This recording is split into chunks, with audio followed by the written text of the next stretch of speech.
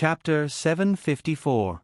Seeing Virginia curled up on the sofa and throwing a tantrum, Eric had to call the servant to take the 3 kids away. He then squeezed onto the sofa, hugged the woman, and said, "Okay, there's a limit to how strong you can be. Shasha's situation is a bit special. Don't always compare Kevin to her." Virginia leaned into Eric's arms and whispered, I know.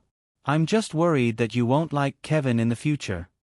Listening to Virginia's stuttering words, Eric knew that she was far more worried than that.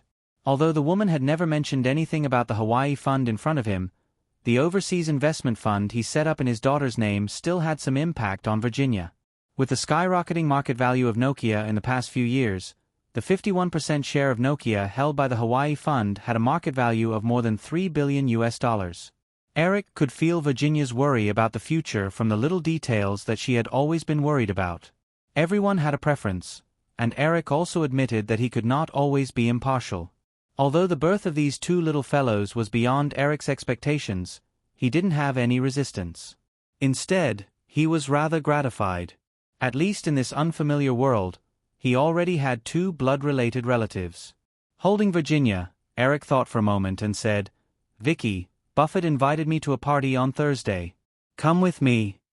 Virginia realized that since Eric said so seriously, this party would definitely not be an ordinary party. Taking her to the party was equivalent to publicly acknowledging her identity to the outside world.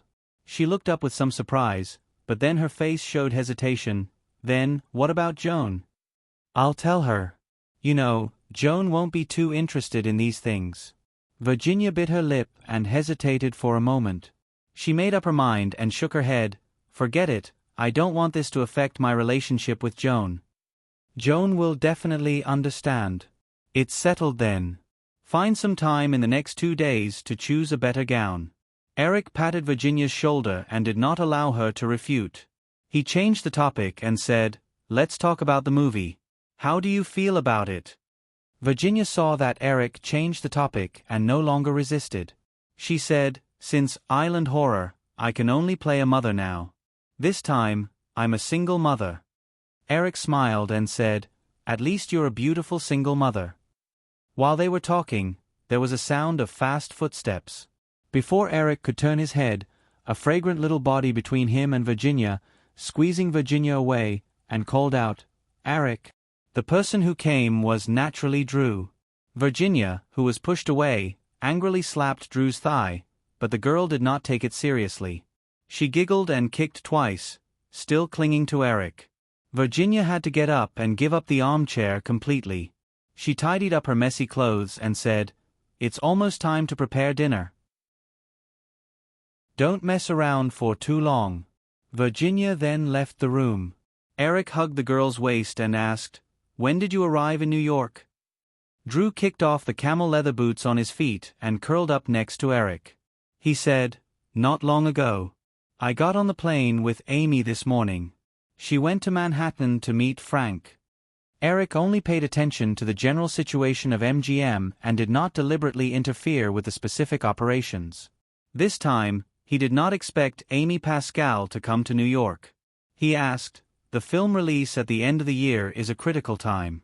Is it appropriate for the 3 of you to leave Los Angeles? It's a very important matter this time. We have to discuss the adjustment of the price of the additional shares. In the past few months, the Nasdaq has risen 16% and has exceeded 750 points. If we still use the price a few months ago, we will be at a disadvantage. Anyway, we only have Scream and Mean Girls at the end of the year. It's okay to leave for a few days." In his memory, the Nasdaq started to soar in 1995. Eric's rebirth did not change much. Listening to the girl's words, he just pinched her face and smiled. "Not bad. You can say so many professional terms in one breath. It seems that you have worked hard in the past few months." Drew bit Eric's finger and said unhappily, "You're annoying. Was I stupid before?" "You're not stupid. You're just not smart enough." Eric avoided the girl's little white teeth and said, "After the price adjustment, how much can we raise?" After deducting the various fees, it should be about $1.05 billion, Drew said, By the way, when we came yesterday, the chairman of Morgan Stanley, Seymour Gilbert, invited us to a cocktail party tomorrow night. He also asked if you were free to go. Because of Chris, Firefly System had always maintained a close relationship with Morgan Stanley. In addition to the MGM stock offering this time, Morgan Stanley was also responsible for the online listing in the US and the listing of Nokia shares in the US stock market in the past 6 months. The listing of AOL and Nokia was scheduled for January next year. If there was not too much disagreement between the two sides, Yahoo's future IPO would definitely be handled by Morgan Stanley. However, Eric had never met the chairman of Morgan Stanley, Seymour Gilbert. Since there was this opportunity, he nodded and agreed. Okay, where are we going tomorrow? Manhattan. The girl tilted her head and thought for a while. She said, I can't remember the specific address. Anyway, someone will pick us up. Eric nodded and said, since the release date is set for December 9th, the release of Scream on Thanksgiving Day will be increased. Although the market is already full of confidence in MGM, the box office success of this low-cost film will still play a good role. I know, Amy also thought about it. The production budget of this film is US $14 million. We plan to invest US $10 million in publicity. If the box office is good in the first week, we can continue to increase. Eric continued, in addition, since there is no problem with the release, MGM won't be short of funds in the next few years. So, you should take back the film rights that MGM has licensed to the public as soon as possible. Drew nodded and looked at Eric, waiting for him to continue. Eric had been thinking about the issue of a paid streaming platform. At present, the 3 major film companies, Firefly, Fox, and MGM, had more than 10,000 films in their libraries, but the 3 companies did not have a dedicated streaming platform. They could only sell the rights to other companies. Originally, the best choice was of course to acquire HBO from Time Warner. Time Warner's situation was not very good in the past 2 years. Eric also thought that there was an opportunity, but last time, when Terry Semel came to visit because of the Lifetime TV station, Eric tried to sound him out, but he was rejected without hesitation. Although HBO had not risen to fame with original series such as City to Prosper and The Sopranos, with the cable operating platform in Time Warner's hands, HBO's operating condition had always been very good. It could be said that it was a quality asset similar to Turner Broadcasting under Time Warner. In this case, even if Terry Semel agreed to divest and sell, the board of directors of Time Warner would not approve. Therefore, unless Time Warner was swallowed whole, Eric's wish to buy HBO would be very difficult to achieve. With this in mind, Eric continued, you guys can do these things first. At the same time, you have to immediately stop the new TV broadcast authorization. I plan to create a pay cable channel next year that specializes in movies. When the time comes, Firefly, MGM, and Fox will cooperate with us. The girl twisted in Eric's arms and said, can't it be just the 2 of us? You know my plan. Eric smiled and said, so if you don't want to deal with Liz, let Amy and the others take care of it. Okay. The 2 of them did not know how long they talked for, but there was a soft knock on the door behind them. Eric turned his head and saw Joanna standing by the door looking at the 2 of them. Eric, Drew, it's time for dinner. Okay. Eric stood up with the girl and went to the corridor outside the door. Joanna, who was beside him, gently pulled his sleeve. Eric saw that Joanna seemed to have something to say, so he pushed Drew and said, you go down first, we'll come over. Drew made a flirtatious look and did not say anything. He walked towards the stairs. What's wrong? Seeing Drew's figure disappear, Eric asked Joanna. Come with me. Joanna brought Eric to her bedroom and took out a pink gift box from the bedside drawer. She handed it to Eric and said, Terry Semel suddenly asked someone to send this over this morning. Eric took out the exquisite card that was clipped to the gift box and saw a line of words written on it, to the beautiful and smart Miss Hawaii Williams, from Terry Semel. Eric smiled and opened the paper. Inside was a videotape. The beautiful plastic packaging had a picture of an Antarctic penguin printed on it. The title was Penguin World. It looked like a documentary. Eric knew that in his previous life, Warner released a famous documentary called The Emperor Penguin Diary. However, this one was obviously not. When Joanna saw the cover of the videotape, a look of realization appeared on her face. She told Eric about the incident between Terry Semel and Hawaii. Chapter 755. Eric listened to Joanna's description of what had happened that day and looked at the videotape in his hand. Although the name was Penguin World, the back of the box was labeled with a series of video sources. There were actually more than 20 different kinds of movies and documentaries.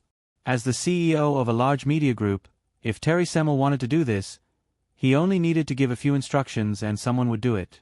But even so, this videotape had taken a lot of effort. Eric flipped through it for a while, and roughly understood some things in his heart. He looked up at Joanna, who was standing quietly beside him, and noticed that the woman was carefully looking at his expression.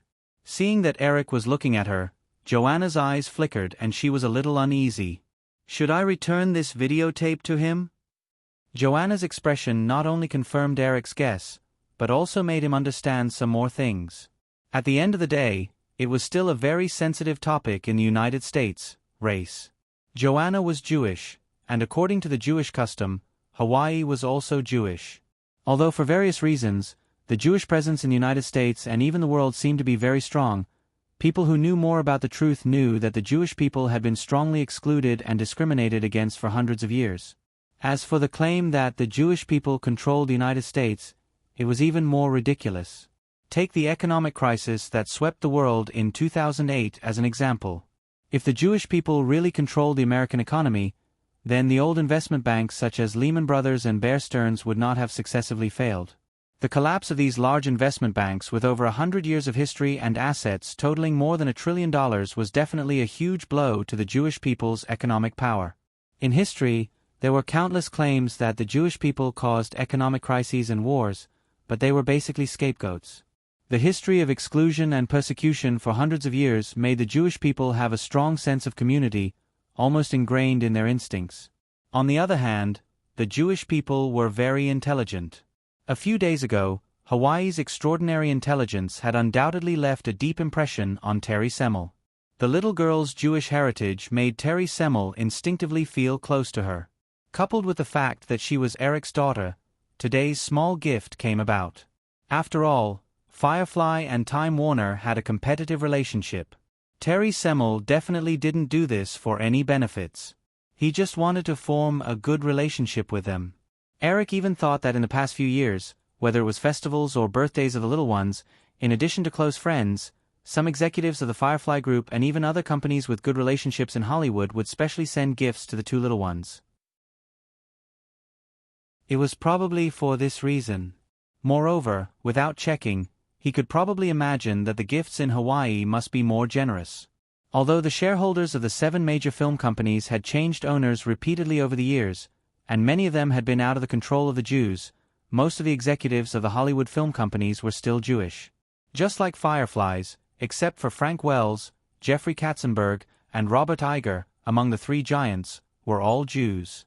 As Eric was thinking about these things, he inadvertently saw Joanna, who was still waiting for his answer. As he kept silent, the anxiety and inferiority on the woman's face became more and more obvious. Wait, inferiority. Thinking of the time when he accidentally talked about Jews with Elizabeth, she said that her family was not Jewish with a look of superiority on her face. Eric sighed in his heart. Sigh, what kind of mess is this? Throwing the videotape aside, Eric reached out and hugged Joanna. He kissed the woman's cheek and said softly, "After being together for so many years, you should know that I don't care about things like race or bloodline at all. Shashya and Kevin are my children, and nothing can change that. So, don't think about these messy things in the future." Joanna leaned on Eric's shoulder and said softly, "Then, what about the videotape? Take some time to show it to Shashya. Don't forget to call Terry Semel and thank him. It's always good intentions." Eric thought for a while and added, "In the future, there's no need to reject such good intentions. Generally speaking, the recognition and closeness of the race won't do you and Shashya any harm." "I know." Joanna leaned on Eric for a moment and let go of the burden in her heart. She gently pushed Eric away and helped him tidy up his collar. "Let's go down and eat. They're probably waiting for us." "Don't worry, there's one more thing." Eric pulled Joanna and told her about Virginia. "So, in 2 days, I want to bring Vicky to Buffett's party." "Well, although I don't mind bringing the two of you along, I have to be considerate of the feelings of those old men who can only watch but not eat. So, if there's a chance, I'll bring you along next time." Joanna was amused by the double meaning in Eric's words. She patted him on the shoulder and shook her head. "It's okay, I'm really not interested in these things. You can just bring Vicky along. It turns out that the two of us are quite similar. Actually, I'm not very interested either. However, these things can't always be pushed away," Eric joked with Joanna and left the room together and walked downstairs. Although there was a small interlude, the Halloween dinner was still going on in a lively atmosphere. After dinner, Eric was forced to do a Halloween costume by the women. His costume was exactly the same as Emma's and the other two little ones. It was too simple. They only had 2 beautiful fluorescent antennae on their heads. The antennae for the men were sky blue and the antennae for the girls were pink. There was no doubt that he was cosplaying as he was immersed in Men in Black.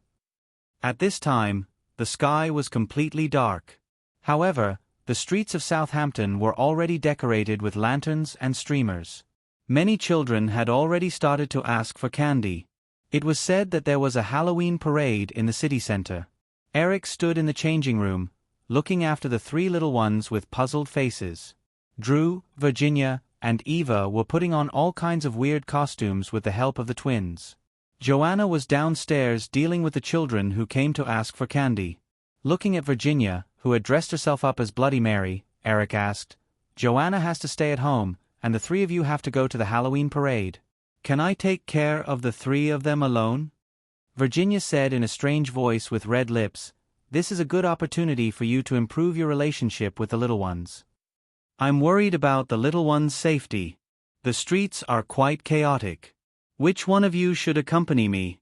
At least 2 people, right?" Drew, who was putting on a clown costume on his head, pointed at the twins.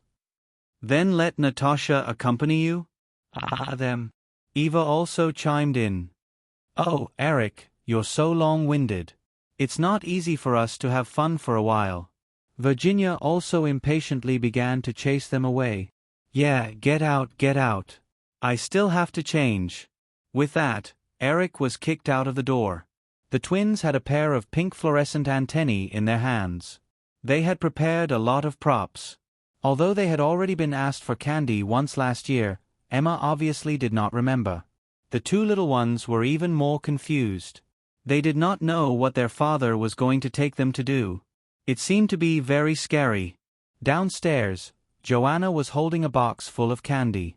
She smiled and handed out candy to the little ones outside the door who were shouting about trick-or-treating. After getting rid of the little troublemakers, Joanna opened the door, indicating that Eric could leave with the children. Eric carefully touched the pair of soft things on his head and said to Joanna, "Why do I feel a little strange?" Joanna bent over to help Emma tidy up her beautiful little dress. She smiled at Eric and said, "Why do you feel strange? Don't tell me you haven't celebrated Halloween before?" Eric suspected that the women were in cahoots tonight. Usually, it was the mother who took the children out to ask for candy from door to door. What was a big man like him doing with 3 little ones? Emma seemed to be eager to give it a try after seeing the actions of the group of children. She tugged at Eric's sleeve and wanted to walk out while yelling, Okay, let's go." Eric didn't want to think too much. He took Emma's little hand and let Emma take Kevin and Hawaii. Natasha and her sister were quietly behind them as they walked out together. Because he had always been with Drew, Eric suddenly realized that he was actually quite unfamiliar with the sisters. He was curious and asked casually, "I still don't know. How old are you this year?" The sisters looked at Eric at the same time with a puzzled expression. However, they soon realized that Eric was talking to them. The girl sitting on the left of Eric replied, "Master, we're 21 years old." "Oh, what a coincidence. You're the same age as Drew." Eric nodded and smiled. I thought you should be the same age as me. The Natasha sisters didn't know what Eric meant. They just carefully held the children in their arms and slightly lowered their heads. Eric thought of another question and asked, By the way, where are your parents? The girl on the left still replied, They're in Iowa. Boss bought a farm there. Eric nodded and thought that this was a good arrangement. He asked again, Do you miss home? This time, the twins showed the same puzzled expression. Eric was even more puzzled, but he still explained, I want to go back. After thinking for a while, Eric didn't know where the twins were from. He could only use his previous address and said, Do you want to go back to the Soviet Union? After this sentence, Eric saw the girl on the left turn slightly pale. She hurriedly shook her head and said, No, I don't want to. Eric knew that the collapse of the Soviet Union had a deep impact on them. However, he didn't realize that the fear was so deep. He sighed in his heart and asked again, What about the future? What are your plans in the future? The girl on the left blushed. She looked at Eric carefully and said softly, Whatever the boss says, we'll do it.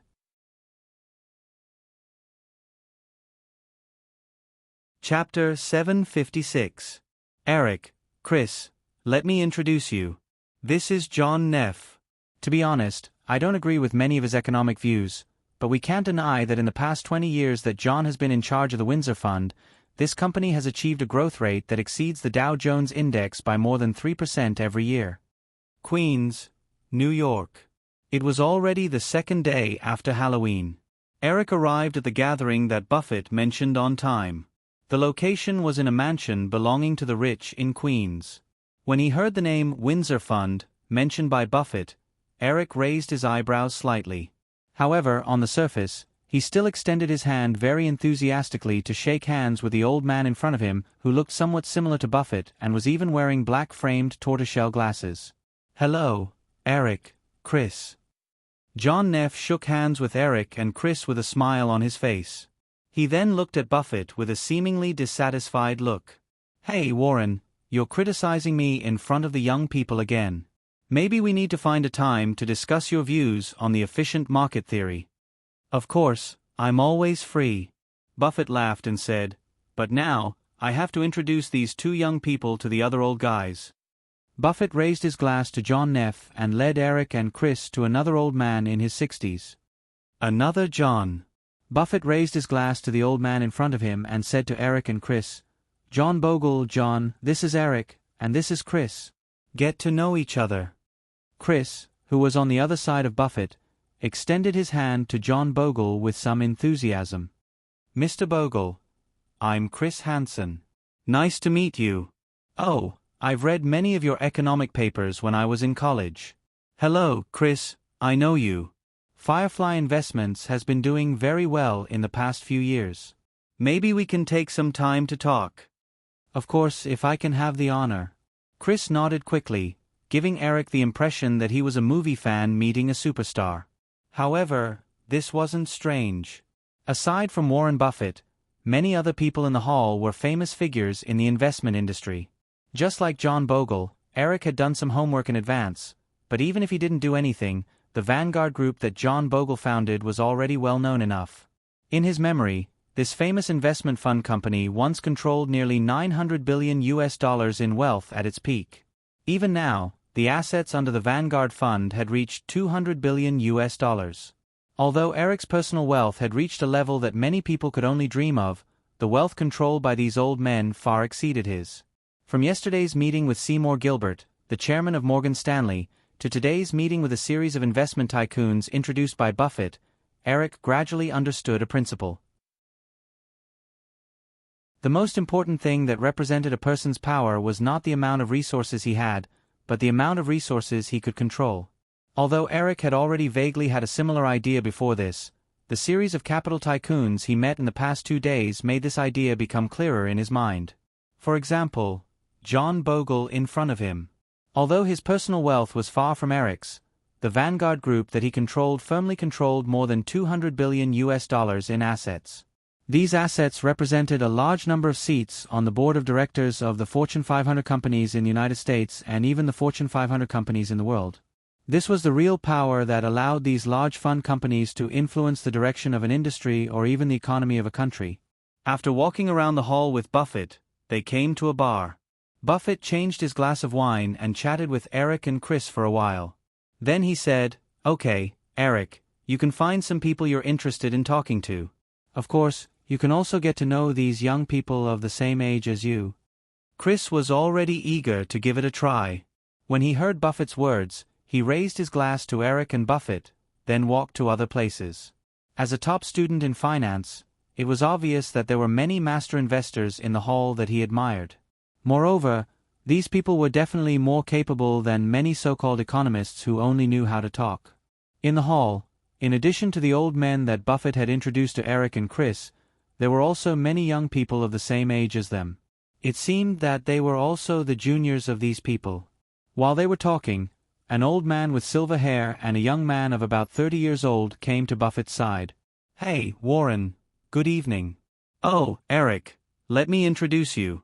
This is my brother's son, Nate. He's now the investment manager of Cohn Brothers." Eric knew that the old man's target was Buffett. He smiled at them and took the initiative to walk away. After walking around the crowd for a while, Virginia, who was chatting happily with a group of women, noticed Eric's figure and walked towards him. "What are you guys talking about?" Eric raised his glass to the female guest who was chatting with Virginia and looked over. He smiled and asked the woman holding his arm. "Movies, fashion, and the like. In short, it's not something that you guys are interested in." Eric smiled and said, "Oh, actually, I'm very interested in these things." As they were chatting, a man's voice came from behind. "Hey, Eric." Eric turned around and saw Bill Gates and his wife. He smiled and extended his hand. "Hey, good evening, Bill, Melinda. This is Virginia." "Hello, Ms. Madsen. When Melinda and I were dating, we happened to watch your movie together. It's Island Horror, right?" "Yes, I didn't expect it. That was a few years ago." Virginia shook hands with Bill Gates and Melinda Gates in a natural and unrestrained manner. Since the success of Win95, Microsoft had accelerated its development in the Internet industry. Not only did it launch a portal business, but it also started to play the role of an Internet service provider. It was exactly the same strategy as Fengyu in Fengyu's previous life. Now, it could be said that Microsoft had started to compete with Yahoo and AOL. Eric had been paying close attention to Microsoft's businesses. Therefore, from the results of Microsoft's modest expansion over the past few months, Eric was wary of Microsoft's threat, but he did not feel like he was facing a formidable enemy. After losing the browser, an important Internet resource, Eric was not optimistic about Microsoft's Internet business. Also, after the success of Windows 95, Microsoft's monopoly in the operating system market was set. The problems of a large company started to show. The company's system had become bloated, and it had lost its flexibility. Even with powerful resources, it was not easy to enter a fast-growing industry. Although they had already started a life-and-death competition in private, neither side would show it. After exchanging greetings, Eric thought of what had happened not long ago and asked, "Bill, I heard that you went to Zhongyuan not long ago. How did it feel?" Bill Gates shrugged his shoulders and said, "The market there is terrible. But it is still a huge market. Maybe I will go there a few more times in the next few years." Eric smiled. Bill Gates's purpose of going to China was the same as many tech tycoons in his memory. They were all there to explore the Chinese market. However, Eric believed that if Bill Gates made a few more trips, he would know that the market environment there was not just bad, but very bad. Windows 95 standard pricing is almost 2,000 renminbi. Even if the Chinese version's pricing is lowered, it is still not affordable for the Chinese users. The only market Microsoft can explore is the enterprise market, where users can buy the original operating system without spending their own money. Eric really wanted to go back and take a look, but his identity was not as simple as Bill Gates and Warren Buffett. Bill Gates and Warren Buffett were just pure entrepreneurs, but Eric was in charge of the largest media group in North America. With such a huge amount of media resources, if he got too close to them, it was almost inevitable that he would be attacked by his competitors. Eric could not act like a politician who had just received a warm reception and then turned hostile in the blink of an eye, so he might as well not ask for trouble. After chatting with Bill Gates for a while, Eric said, "Let's go. Since Warren brought me here, I can't let him down. It'll be beneficial for me to interact with these old fogies," Eric said as he raised his arm to let Virginia hold on to him. "Let's go. Since Warren brought me here, I can't let him down. It'll be beneficial to interact with these old fogies." Glancing at Chris, who was chatting with a bespectacled middle-aged man with Emily, Virginia smiled. "Sure, but I'm sure you won't be as skillful as Chris in this kind of situation."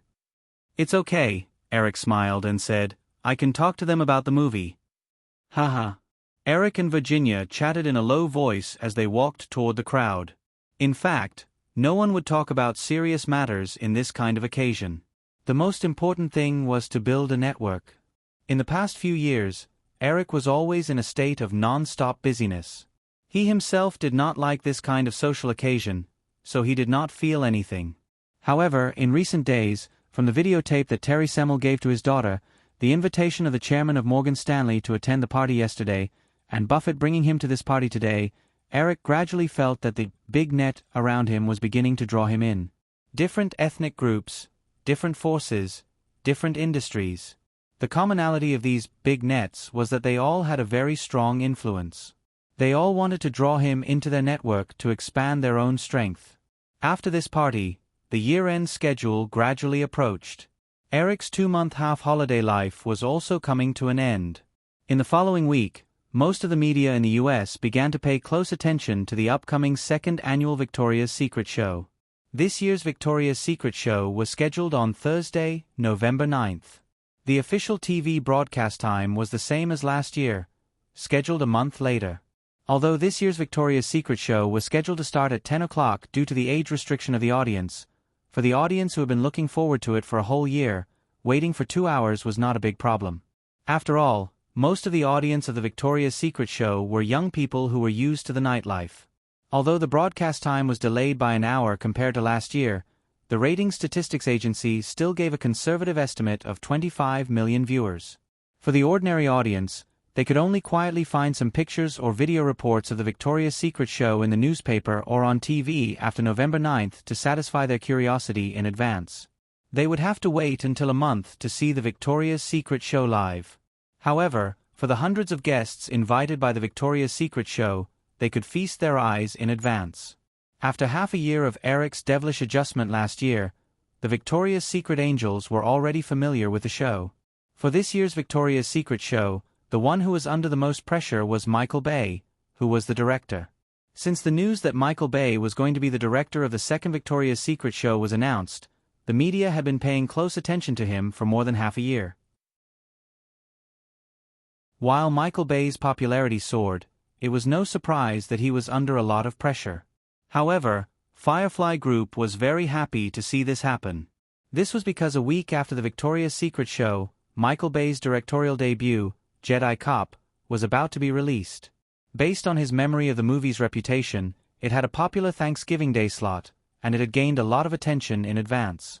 Eric believed that the box office of this movie would definitely far exceed the data of the original Spacetime. Although the male lead was no longer Will Smith, in the original Spacetime, it was this movie that made Will Smith popular, not Will Smith who made this movie popular. Therefore, the change of the male lead would not affect the movie too much. Moreover, there was another big advantage. Once Jedi Cop was successful as expected, Firefly could immediately start the production of the sequel. After all, with Will Smith replaced, the sequel of this movie would not be as ill-fated as in the previous life. Manhattan, inside the Lexington Avenue Arsenal. On November 9th, as the evening gradually approached, more and more people began to gather in the surrounding streets. Luxury cars stopped at the end of the red carpet one after another. The guests who came out of the cars caused waves of screams and cheers from time to time. Compared to last year when Eric gave all the spotlight to the Victoria's Secret angels, this year's project team slightly changed the strategy and invited more well-known celebrities as guests. With the influence of the Victoria's Secret show, these people were happy to attend. Eric did not object to the change of strategy, but he did not join in the fun either. Instead, he went directly backstage of the Victoria's Secret show in a low-key manner.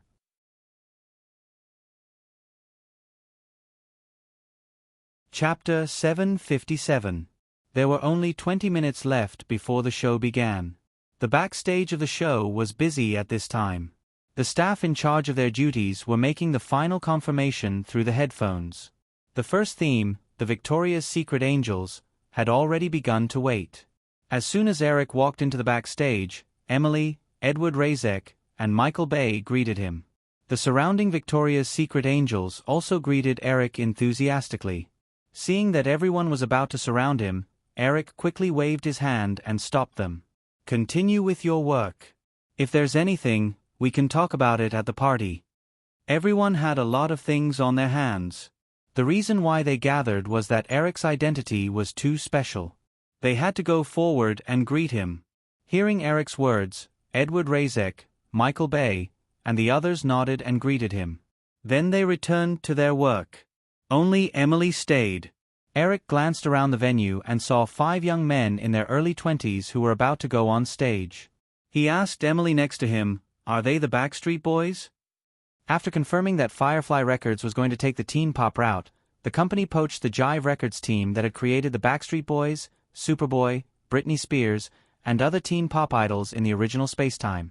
And coincidentally, the Jive Records CEO Barry Weiss, who had jumped ship from Sony Records, also brought a group of newcomers that had just been selected.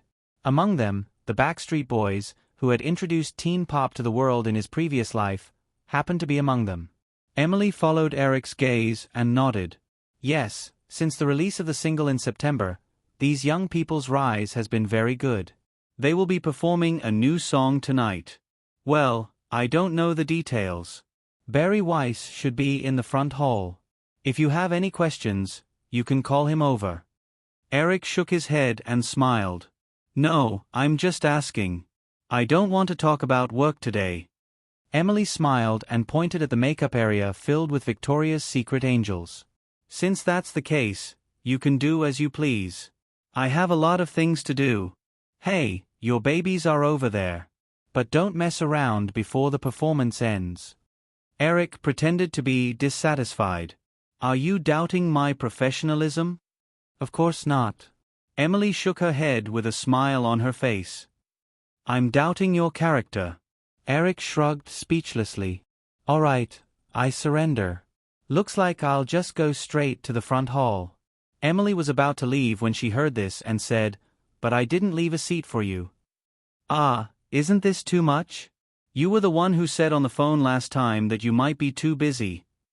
Emily blinked and thought for a moment before saying, But you can sit on the steps in the aisle. Then it's decided.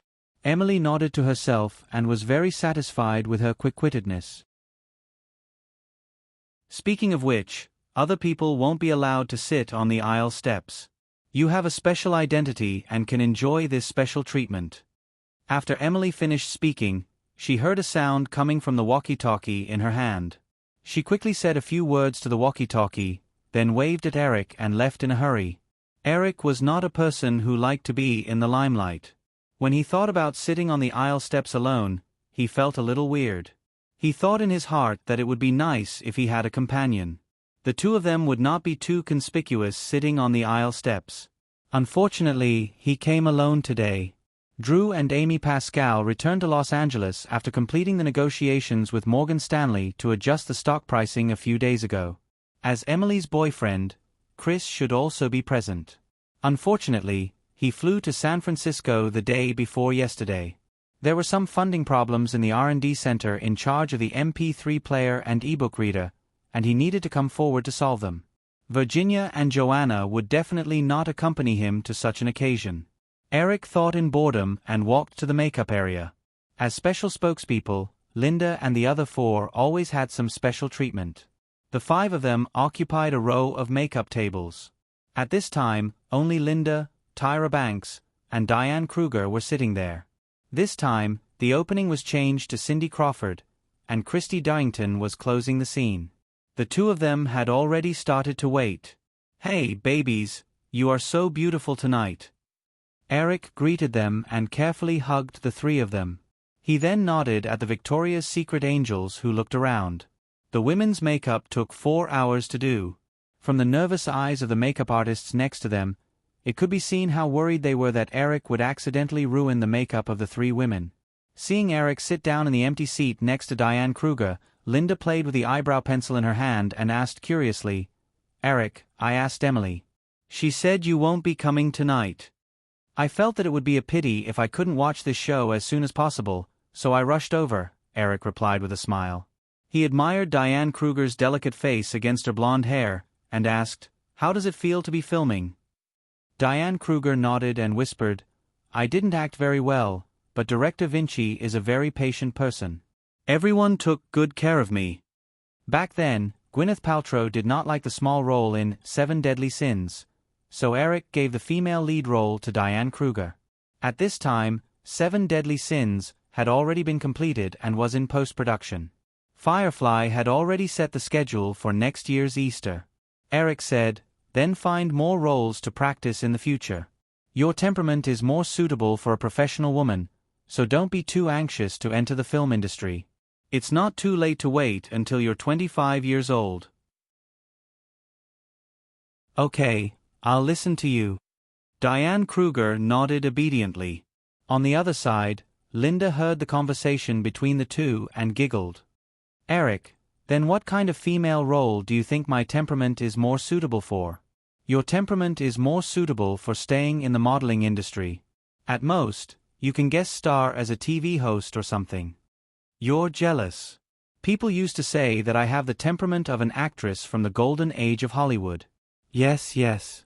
Unfortunately, the golden age is over, and it's gone forever." "Humph." As they chatted, the music at the front desk suddenly sounded. Eric could tell that it was the waiting music. He looked at his watch. There were still 10 minutes before the official start. As the music sounded, a staff member rushed over and said, "Miss Kruger, Miss Banks, it's almost time." "It's time to change." The two women nodded and stood up. Linda was the only one left in the row of dressing tables. The woman was obviously a little excited. She sat closer to Eric and whispered, "Eric, I bought an apartment in Greenwich Village. The real estate agent said that it was left behind by an artist. It's very beautiful. Do you want to come over tonight to take a look?"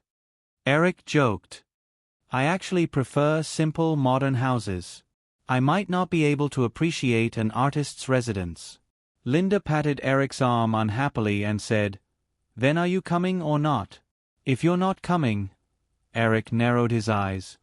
"Oh, what are you going to do?" I'll invite Cindy home tonight." "Sure. Just send me a video cassette tomorrow.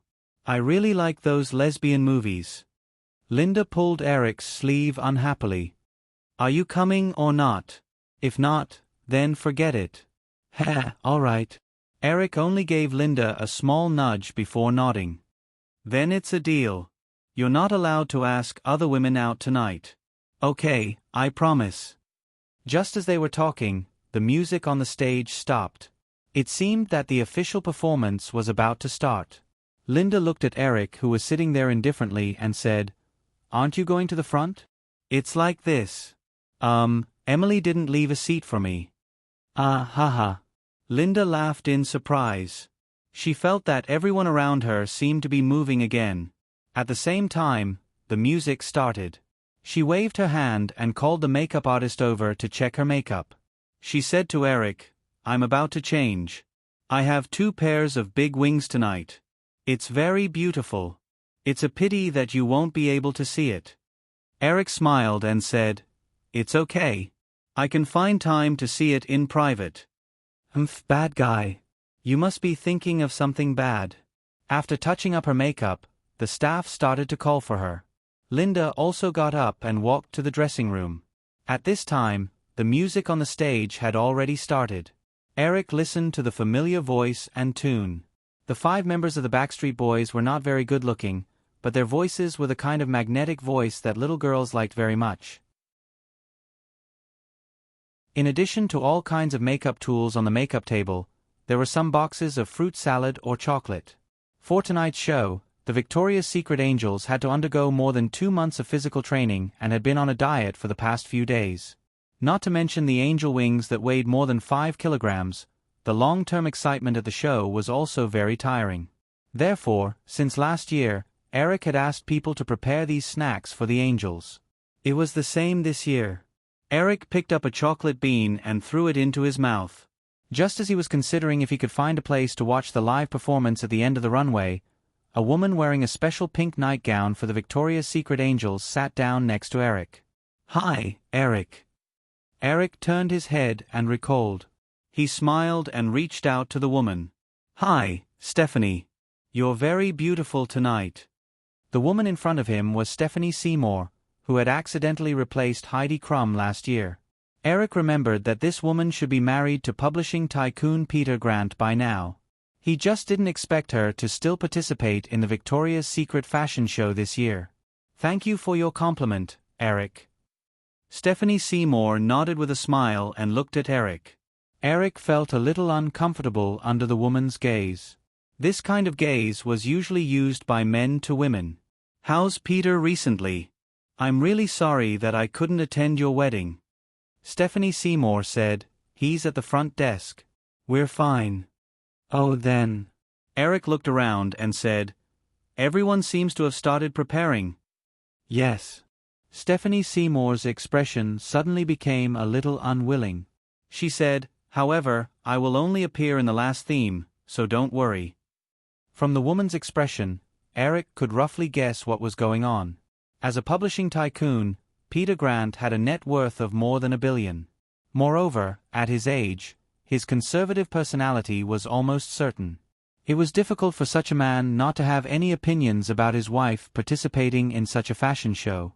Come to think of it, Stephanie Seymour could only participate in one theme tonight. It was probably the result of her compromise with Peter Grant. As he thought about it, Eric realized that he had nothing to talk about with Stephanie Seymour. Not only was she a married woman, but she was also a very fierce woman. Eric still remembered Stephanie Seymour's valiant deeds of bringing a group of ex-girlfriends of Guns N' Roses' lead singer to sue them for damages for their youth. Eric didn't want to provoke this kind of woman. He didn't have the energy to do so. Seeing that Stephanie Seymour didn't seem to have any intention of leaving, Eric pushed the box of chocolate beans in front of her and asked, "Do you want to eat?" "Thank you." Stephanie Seymour elegantly picked up a chocolate bean and put it in her mouth. She slowly sucked on it with a teasing look in her eyes. As a person who had both the heart and the courage to do so, Eric couldn't help but look around with a guilty conscience when he saw the woman's attitude. Most people were busy and no one seemed to have noticed what was happening here. However, from the makeup artist who immediately lowered her head and pretended to look for something when she saw Eric looking at her, Eric knew that many people were looking in their direction. Eric didn't want any rumors to spread, so he said, "Well, Stephanie, I think you should go and prepare in advance." "Well, even if there's only one theme, it should still be taken seriously." "Don't worry, Eric, I won't mess it up." Stephanie Seymour swallowed the chocolate bean in her mouth and said, "It's like this, Eric. Peter and I are planning to have a family gathering tomorrow. I wonder if you can come?" Eric shook his head. "It's a pity, Stephanie. I'm going back to Los Angeles tomorrow." "Oh, that's a pity." Stephanie Seymour's face showed just the right amount of regret. After thinking about it, she knew that it would be difficult for her to find another opportunity. Even if it was the after-party in an hour, Eric would definitely be surrounded by all kinds of people. After organizing her words a little, Stephanie Seymour said, "It's like this, Eric. I heard that Lifetime TV is preparing a TV series. It said that there are 4 female leads. Do you think there's a role suitable for me?"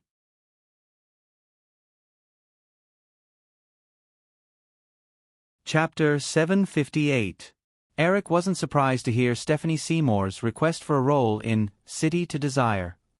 With the dazzling results of America's Top Model and Project Runway, Lifetime's upcoming TV series, which was also personally produced by Eric, had attracted a lot of attention from actresses in the TV and film industry.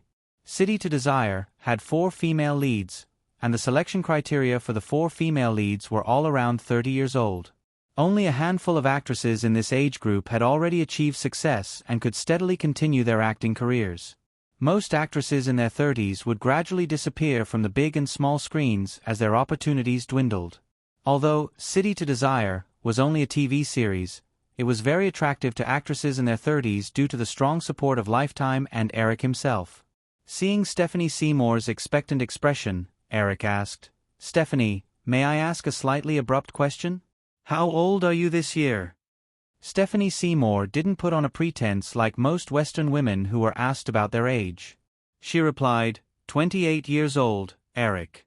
I know that the age requirement for the 4 female leads in City to Desire is around 30, but I don't think the requirement is that strict, right? Stephanie Seymour said as she inched closer to Eric. She nonchalantly picked up a chocolate bean and put it in her mouth again as she looked over with her beautiful eyes. Eric could feel the unique and rich charm of Chanel No. 5 on the woman. He shook his head gently and said, I'm afraid that won't do, Stephanie. Also, age isn't the most important issue. The key is that you're too beautiful. You should know that I originally recommended another British actress to be the female lead, but she was rejected by the scriptwriter because she was too beautiful. The scriptwriter hoped that the character's appearance would be relatively ordinary. Oh, Eric, you must be patronizing me, right? Stephanie Seymour's expression was a little bitter as she said, This is the first time I've heard that the scriptwriter has the right to reject the boss's decision. Eric shrugged. But that's the truth. Generally speaking, I'm still a relatively open-minded boss. As long as my subordinates can prove that their views are correct, I won't be stubborn. Stephanie Seymour was obviously not satisfied. She wanted to say something, but there was a flurry of footsteps around her. It turned out that the first theme had ended. The two of them subconsciously turned their heads when they heard the voice. Cindy Crawford had already arrived behind Eric. She was wearing a seductive black bra and had a pair of large fiery red wings on her back. Cindy extended her arms so that the workers could remove her large red wings. She then greeted Eric. Hey, Eric, what are you guys talking about? It's nothing, Cindy. You look beautiful tonight. Thank you, Eric, but how many times have you said that tonight? It's the first time for you. Hee hee. Cindy smiled and took off her wings. She took the pink nightgown from her assistant and put it on. She said to Stephanie Seymour, Sorry, Stephanie, this is my seat. Can you move aside? Oh, of course. Stephanie Seymour nodded but did not immediately get up. Instead, she pulled out a business card from somewhere and gave it to Eric. She said, Eric, maybe we can find some time to talk. If you want, call me any time. After saying this, Stephanie Seymour got up and walked towards the changing room without waiting for Eric's reply. Cindy saw everything and sat down in Stephanie Seymour's seat. She smiled and said, There are so many fairies, aren't there? Eric fiddled with the business card that Stephanie Seymour had just given him and said, According to the rules of your circle, shouldn't she be considered a success? Wouldn't it be better for her to focus on being a rich man's wife? Oh, her. Not at all. Cindy seemed to be gloating. She said, She found an old man who is more than 20 years older than her. How is that considered a success? Also, guess how many children Peter Brent has? Eric shrugged. Does it matter? Of course. Cindy lowered her voice and gossiped. Peter Brent and his ex-wife have a total of 5 children. Before Stephanie, the two had been married for almost 20 years. According to federal law, if Peter Brent wanted to divorce his ex-wife, he would have to give her half of his assets. However, his ex-wife did not do so. Eric was also a little curious. Why not? Cindy said, She is also a smart woman. She knew very well that Peter Brent could not withstand the blow of being given half of his assets. This would almost cause him to lose control of his own business. Therefore, when they divorced, Peter Brent's ex-wife did not ask for a share of his assets. Instead, she let Peter Brent determine his inheritance rights in advance. In the future, her 5 children will receive most of Peter Brent's assets. Although the specific details have not been announced, you can imagine that the half that originally belonged to Peter Brent's ex-wife will definitely belong to the 5 children in the future. In order to satisfy his ex-wife, Peter Brent will definitely give most of his own to the 5 children. Therefore, even if Stephanie marries him, even if the marriage continues, she and her children will not be able to receive much of his assets in the future. If they divorce, she will not receive any compensation. After hearing this, Eric could not help but laugh. Why do I feel that you are making Stephanie sound so pitiful? In any case, I will never do that. It's not worth it. Cindy looked at Eric as if she wanted to ask something, but she did not say it. Instead, she asked casually, "By the way, what were you guys talking about just now?" "Oh, she asked me if the host of America's Top Model was going to change. She said she really wanted this opportunity." Cindy's eyes widened in surprise. Then, she realized from the smile on Eric's face that he was joking. She reached out and slapped the man's arm. "You bad guy, you only know how to tease me."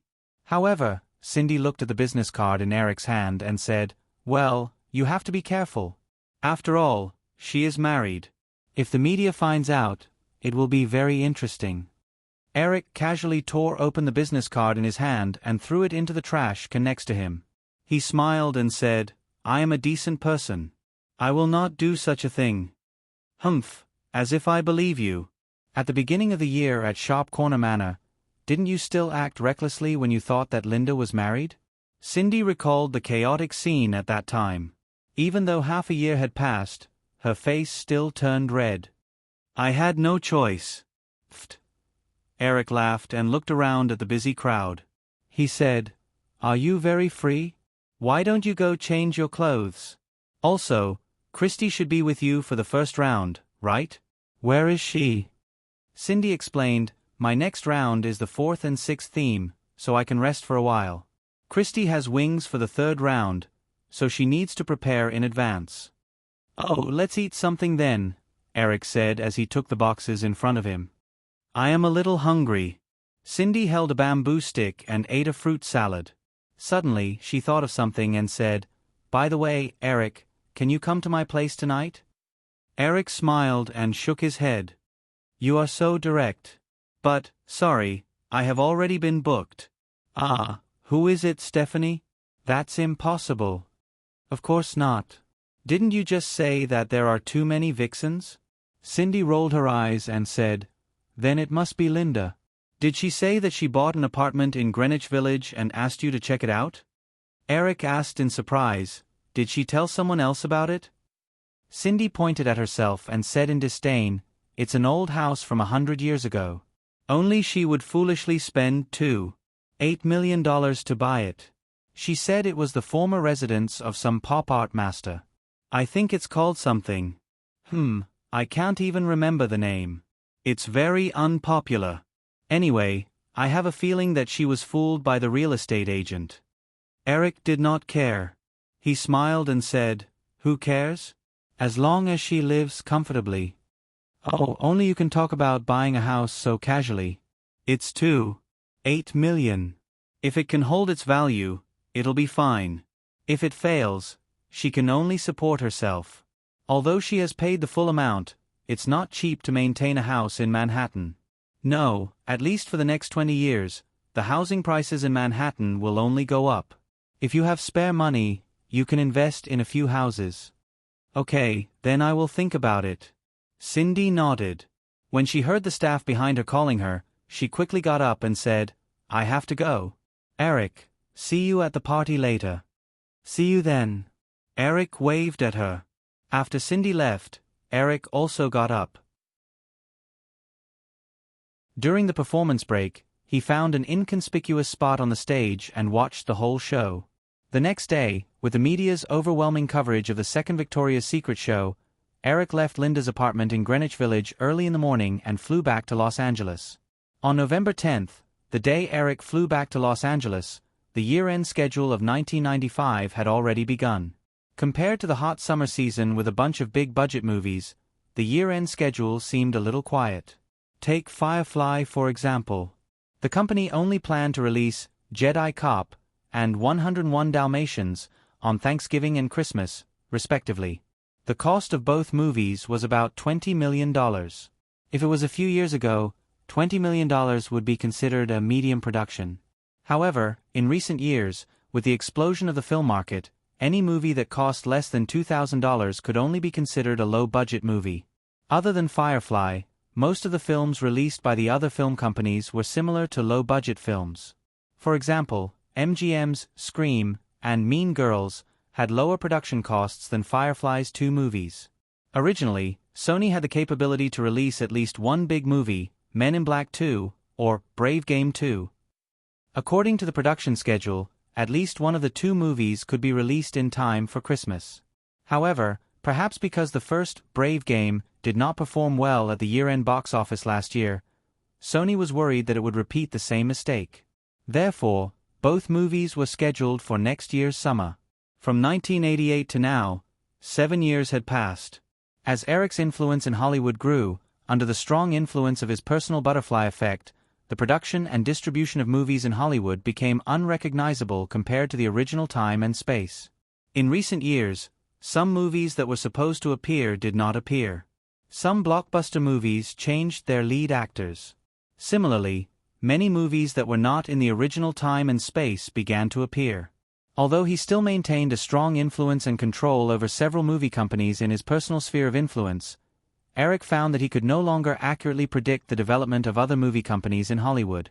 For example, this year, at the end of the year, Fox released a comedy starring Jim Carrey and Paramount released a drama starring Tom Cruise.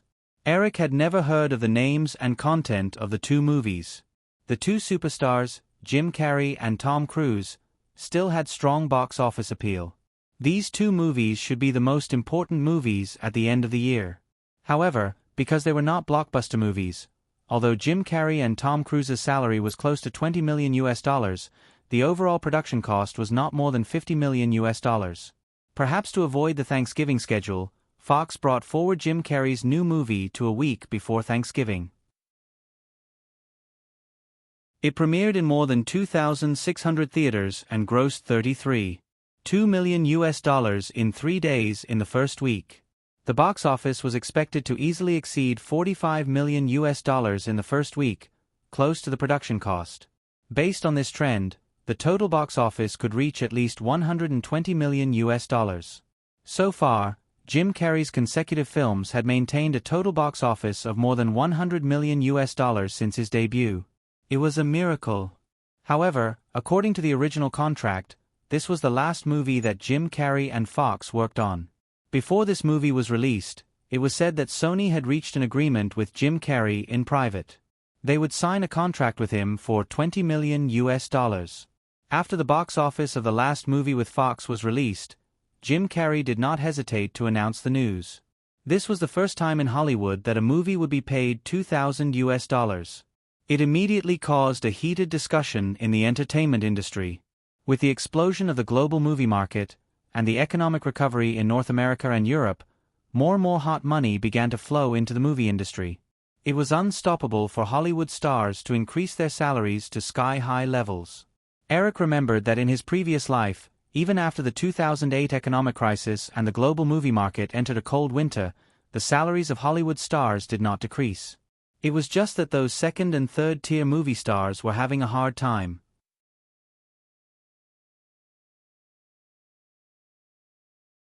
Chapter 759. Thanksgiving Day in 1995 happened to fall on November 23. A week after Eric returned to Los Angeles, the year-end schedule officially entered Thanksgiving Day. On November 17, in addition to the Jim Carrey comedy that was still in theaters, Firefly's Jedi Cop and MGM Scream were officially released. In addition, the new films released this week were Warner's Good Things Come in Pairs and Sony's Love at the White House. Just from the names, one could tell that these were two romantic comedies released during the holiday season. As the end of the year approached, Firefly Group held a variety of summing up, planning, and outlook meetings. As a media group whose business covered film, television, theme parks, music, consumer products, and other fields, although the film department had the highest exposure, its share of the group's operating income had dropped to about 20%. After Eric returned to Los Angeles, he began to busy himself with dealing with the complicated company affairs that had accumulated over the past few months. Therefore, he did not pay much attention to the release of these two low-budget films. After the first day of release, he casually looked at the box office data of the two films and put the matter aside. However, unlike Eric's calm reaction, the media's attention to these two films was beyond everyone's expectations. With the popularity brought by directing the second Victoria's Secret show and the full support of Firefly Group, Michael Bay's debut film, Jedi Cop, exceeded everyone's expectations.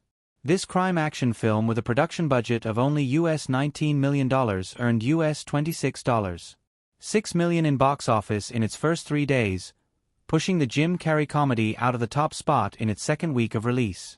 Crime-action movies with two male leads had been made too many times in recent years.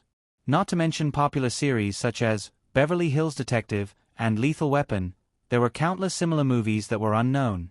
The ideas that could be used in this genre had basically been exhausted, and it was difficult to come up with anything new. However, while it achieved outstanding box office results, Jedi Cop also received a lot of praise from the media, which was out of the ordinary. Although the plot of the two male leads with contrasting personalities swapping identities was a small innovation, the media and film critics focused on Michael Bay's shooting style. Dazzling car chase scenes, sharp editing style, and hot action scenes. Michael Bay is indeed the director of MTV who wins with visuals. He turned a $19 million low-budget crime-action film into a $50 million production with a visual impact. Although the plot is not out of the box of genre films, it is still a popcorn film that can satisfy the audience's visual enjoyment. The perfect slow motion, the wide-angle scenes that are full of visual shock, and there is a special sense of beauty everywhere. As a director, Michael Bay has undoubtedly given the producers and the audience a satisfactory answer. It had to be said that Michael Bay had excellent control over the camera. However, when Eric saw the comments on the media, he couldn't help but laugh. As someone who had experienced it before, Eric remembered Michael Bay's three-axis shooting style that was repeatedly criticized by film critics in his previous life. Most of the points that the media praised Michael Bay for were exactly the points that they repeatedly used to criticize Michael Bay later on. Most directors had a strong personal style.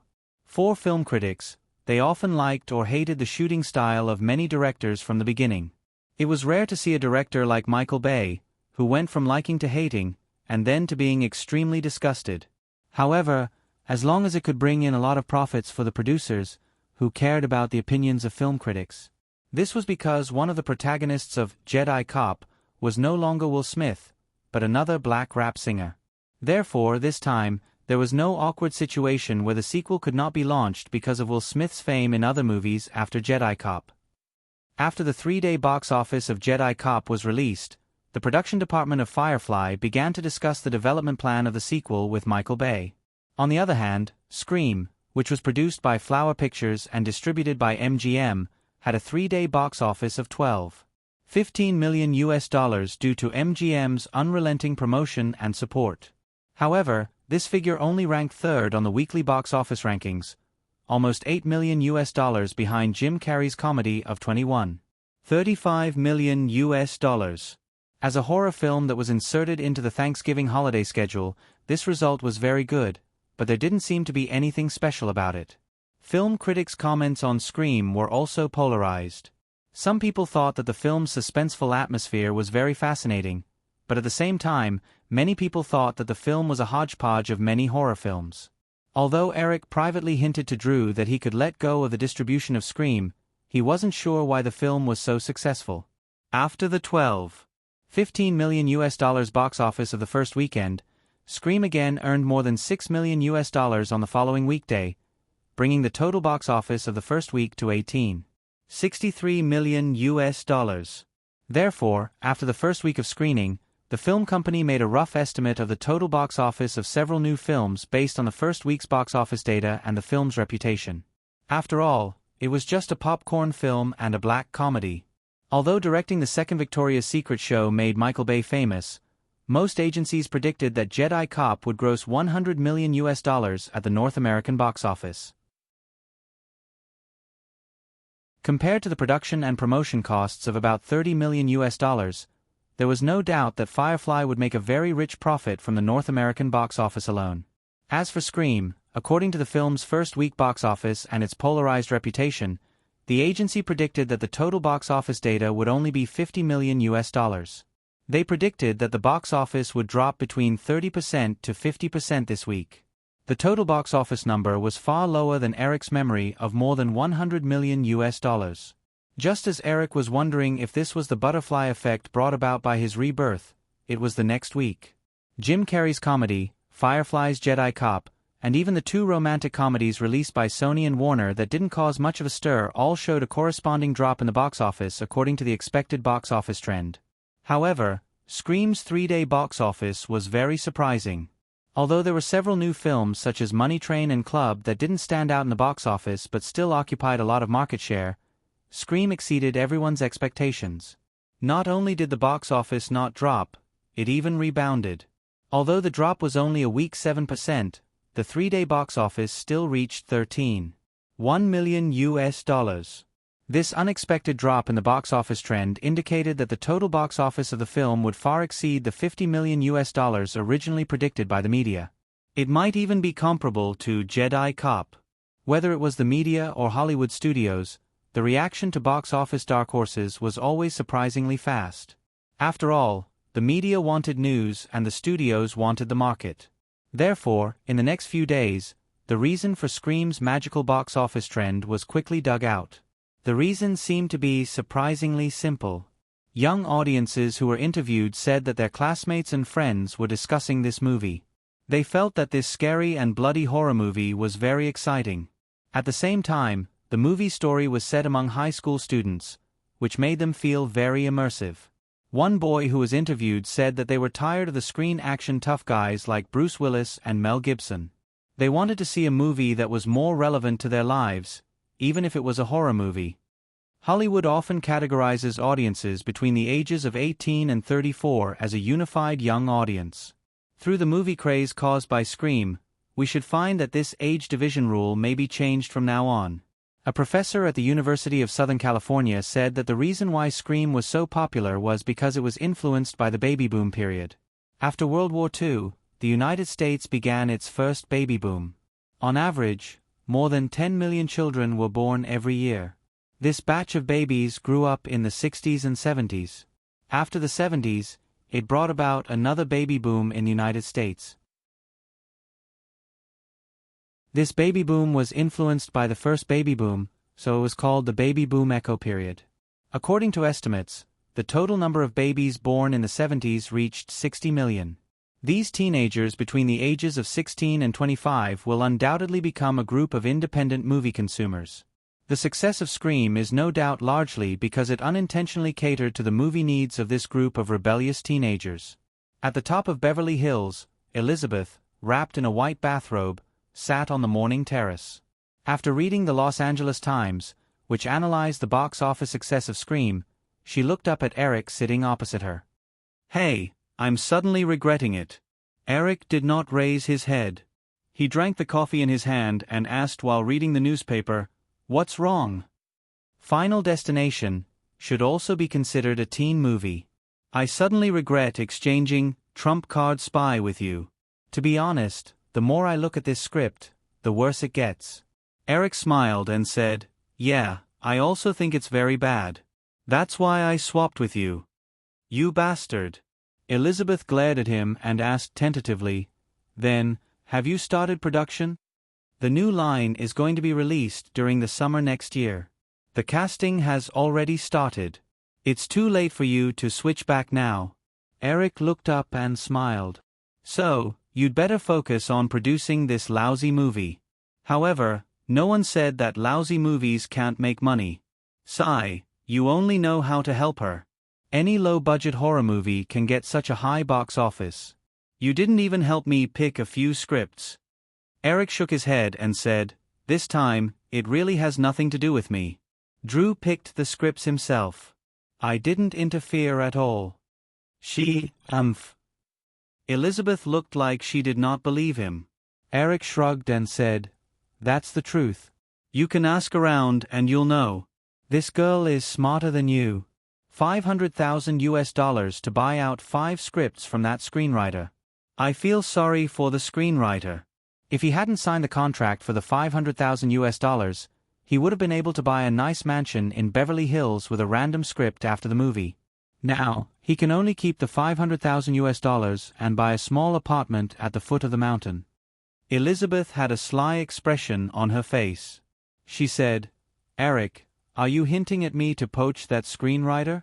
A $500,000 contract.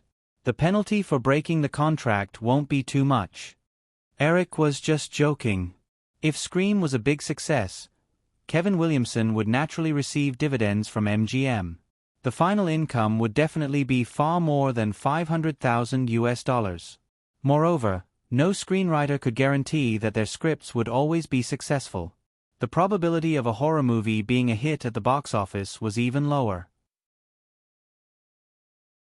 Even if a film company was willing to pay a penalty to help Kevin Williamson terminate the contract, as long as the other party was a little smarter, they would not agree. Glancing at Elizabeth, Eric said, "You can try. As long as you don't do it in a fit of pique, it'll be up to you if you can poach him." After all, she had been in the film industry for a few years. Elizabeth also understood the rules. She sighed and said, "It seems that I have to pick some scripts for young people." "Well, Eric, what have you been busy with recently?" "Meeting to discuss the company's department budget and development plan for next year." Elizabeth blinked. She knew that it was not convenient for her to ask about this. She just asked curiously, "How much will Firefly's revenue be this year?" "About $24 billion. It's a little better than the original estimate." "Wow, that's a little better. It's twice as much as my family." "Your tone is really infuriating." Elizabeth couldn't help but ask, according to the previous net interest rate of 11%, Firefly's net profit this year is about $2.6 billion. Well, but there's still the balance from the sale of the animation department and print media assets last year. It's about $1.25 billion. TSK. Elizabeth smacked her lips enviously.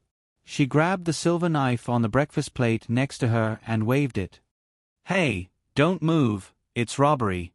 Eric flipped a page of the newspaper in front of him. He smiled and waved his right hand on the table. "I surrender, my queen, but it's too easy to be caught in broad daylight. How about we go to the bedroom and I'll give you a few billion?" Pfft. Elizabeth was stunned. Then she blushed and spat. She got up and cleaned up the tableware on the round table. She carried it in her hand and walked to the mansion. She said, "I'll go wake Julia up." "Sigh, it's all because you spoiled her. She's as lazy as a cat now." Eric looked at Elizabeth's back and said, "She's living with you. How did I spoil her?" Elizabeth didn't even turn her head. She said in an unruly tone, "It's all your fault anyway." Okay.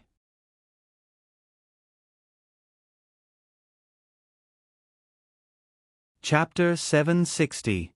In December, it was the third week of Scream's release.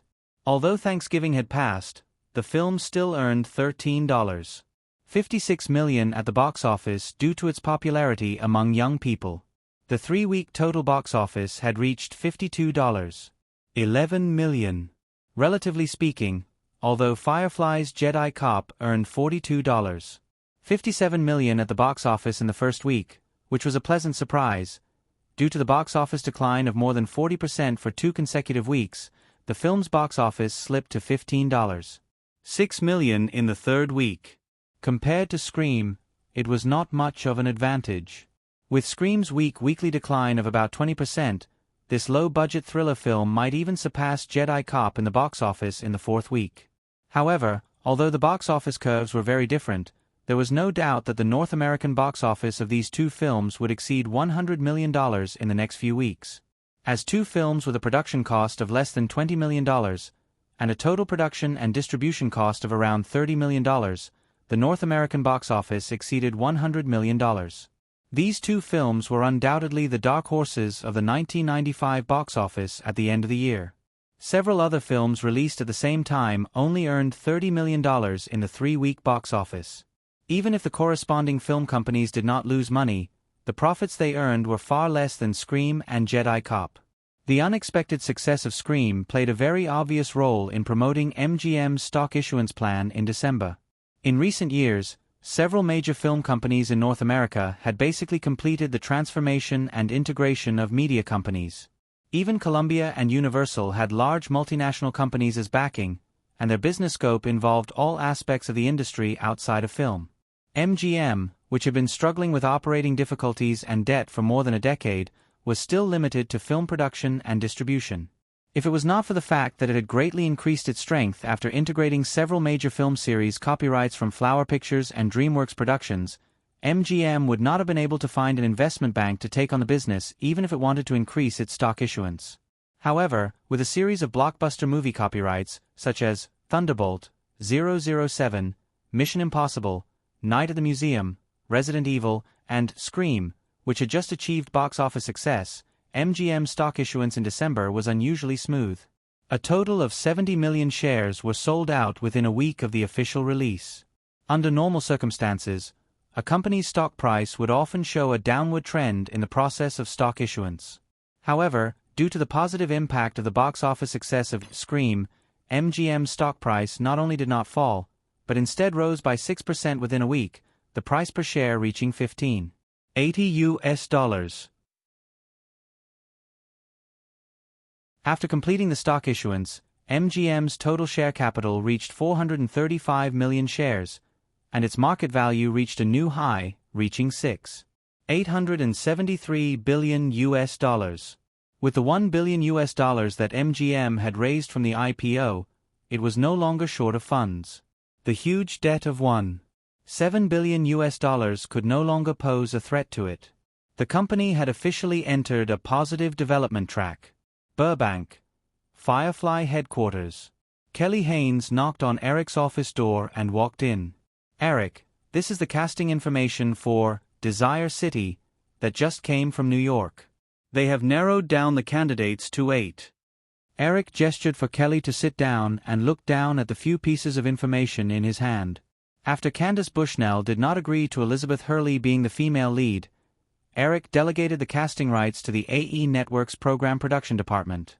However, during the casting process, Eric added several actresses from the original version to the audition list. At this time, when he opened the audition results from New York, Eric was surprised to find that Sarah Jessica Parker had been selected as one of the 2 candidates for the role of Carrie Bradshaw. The other candidate surprised Eric even more. It was Mary Louise Parker, the toxic single mother in the original Spacetime. Just by looking at the names, people who did not know them might even think that they were sisters. However, Eric knew that the 2 of them were not related at all. On the character evaluation column of the character list, Mary Louise Parker's comments were written, "With many years of Broadway stage experience, her acting skills are skillful, her eyes are shrewd and cunning, but there is no lack of charm. Very suitable for the female lead, Carly Bradshaw's identity as an urban female author." Because of the genre of the series and the era, Eric's impression of Single Poison Mom was much better than Desire City. Mary Louise Parker's character in Single Poison Mom was like a little lamb with no integrity struggling to survive surrounded by wolves, tigers, and leopards. In Eric's memory, more of the character's bright black eyes were the series of innocent little eyes. Kelly, who was sitting opposite Eric, noticed the strange smile on his face. She asked curiously, "Eric, what's wrong?" Nothing." Eric shook his head and drew a cross on Mary Louise Parker's information. Although between the 2 women, Sarah Jessica Parker and Mary Louise Parker, the latter made Eric feel more. However, because his memory of Single Poison Mom was too deep, Eric really could not imagine Mary Louise Parker as the female lead of Desire City. Furthermore, the original female lead had already appeared in the final list of candidates. Eric did not want to do anything superfluous. After confirming this matter, Eric flipped through the other candidates. This time, he did not find any familiar faces. After passing the information to Kelly, Eric said, "The female lead will be Sarah Jessica Parker. I don't care about the other 3 female leads. Let Anne and the rest decide." Kelly was puzzled. "Eric, Don't you need to watch the audition tape? It will probably be sent over tomorrow. Eric shook his head. No need. Since they have already narrowed down the candidates to 8, these people will definitely be very suitable. All right, I'll head out first then. Kelly packed up the information and was about to leave when Eric called out to her. Oh right, Drew is holding a party at the Sharp Corner Manor tonight to celebrate the successful stock issuance and the box office success of Scream. Do you want to come? Kelly stopped in her tracks and turned around to shake her head. I'm afraid I can't tonight. I promised Nina that I would take her to the movies. Oh, forget it then. I won't hold you back from being a good mother. Hee, if there's nothing else, I'm going back to the office. Kelly smiled and left Eric's office. However, less than 5 minutes later, she turned back. Eric. New Line called. They said that the English version of Red District that they're working on with Jaha has been completed. You specifically mentioned it before. Do you want to watch it now? Eric nodded. He looked at his watch and said to Kelly, Get them ready. I'll be there at 3. Okay. Kelly nodded and left the office. Eric finished some of his work. It was close to 3:00. He got up and walked over to the filing cabinet in his office. He took out a script and left the office to head to the screening room in the office building. After a few years of development, the original New Line cinema had been completely integrated into the Firefly system. However, under Eric's arrangement, New Line Cinema's team still stuck to their original production strategy. At the same time, they didn't cut off some of their collaborations with Jaha Film on the other side of the ocean. Red District was Jaha's latest attempt to break into the North American market. Jaha was mainly involved in the production and investment. New Line Cinema only participated in a small portion of the investment and provided relevant assistance during the filming process. They also obtained the North American distribution rights for the film. The film was completed last year and had already been widely released in Asia. However, the North American release date was set for next year's Easter. Although the North American box office of Red District in his previous life was more than $30 million USD, which was more than 200 million HKD, Eric didn't care too much about it. He was only interested in Red District's effect on the male lead's popularity in North America. At this time, the other script in Eric's hands was the main focus of his plan. This was a script written by a screenwriter named Ross Romana. Although Ross Romana wasn't famous, this script was famous in the original spacetime because it was called Rush Hour.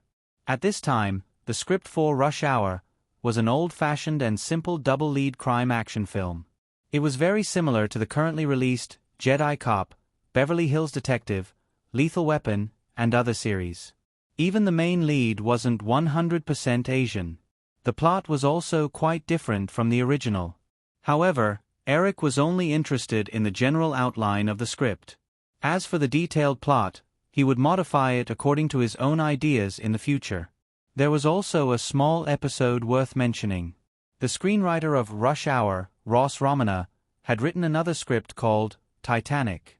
It was also a story about the big ship. Of course, this script had nothing to do with Cameron's current project. Originally, there were film companies interested in this script. However, after Firefly released Cameron's version of Titanic, no one was interested in Ross Romana's script.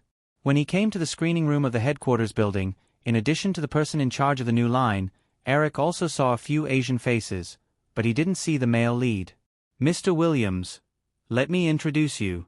This is Johnny Lee, the producer of Red District, and Jack's agent, Chen.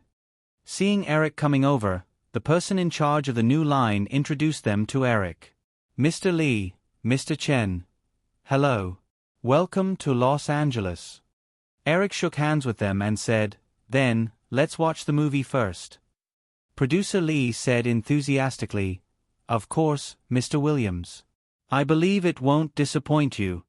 They didn't chat for too long and walked into the screening room together. Eric had already watched this movie in his previous life. Of course, it was the Mandarin version.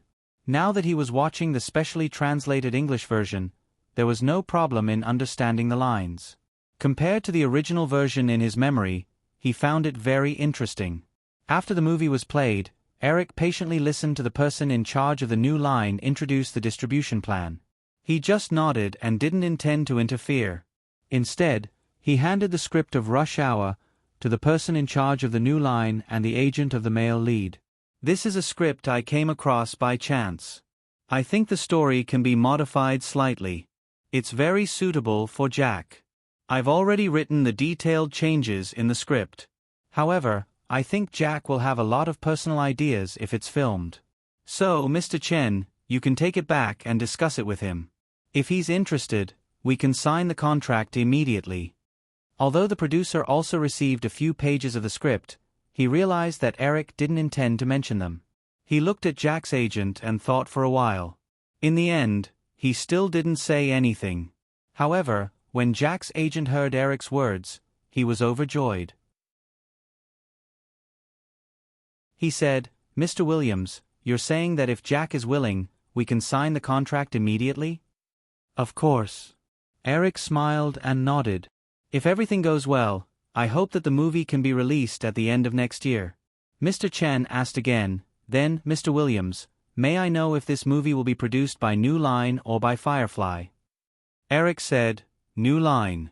"However, Mr. Chen, the film companies under Firefly, whether it's New Line, Firefly, or Disney, the only difference is the type of movie they produce. Therefore, you don't have to worry about the movie being produced by New Line and being treated differently." Although Mr. Chen really wanted to cooperate, he still continued to ask, "Mr. Williams, what's Jack's salary?" You can discuss it with New Line." Eric smiled and said. Although Eric had thought of asking the other party to sign the contract for 3 low-priced movies, after careful consideration, he felt that there was no need to do such a thing. After all, a win-win situation was the best way to cooperate. By the time they finished watching the movie, it was already close to 5 o'clock. After briefly discussing Rush Hour, Eric handed over the follow-up work to New Line's team and hurriedly took a car back to the Sharp Corner Manor. Scream entered its 4th week and earned another $65 million at the box office. The total box office had reached over $62 million. With the arrival of the Christmas period, the movie's box office would rebound to a certain extent. It was only a matter of time before the North American box office exceeded $100 million. Furthermore, MGM's stock issuance plan was successfully implemented. Hence, after pestering Eric for a while, the girl was allowed to hold a celebration party at the Sharp Corner Manor for MGM's recent good situation. When Eric returned to the Sharp Corner Manor, it was already past 6 o'clock. The guests were already starting to arrive.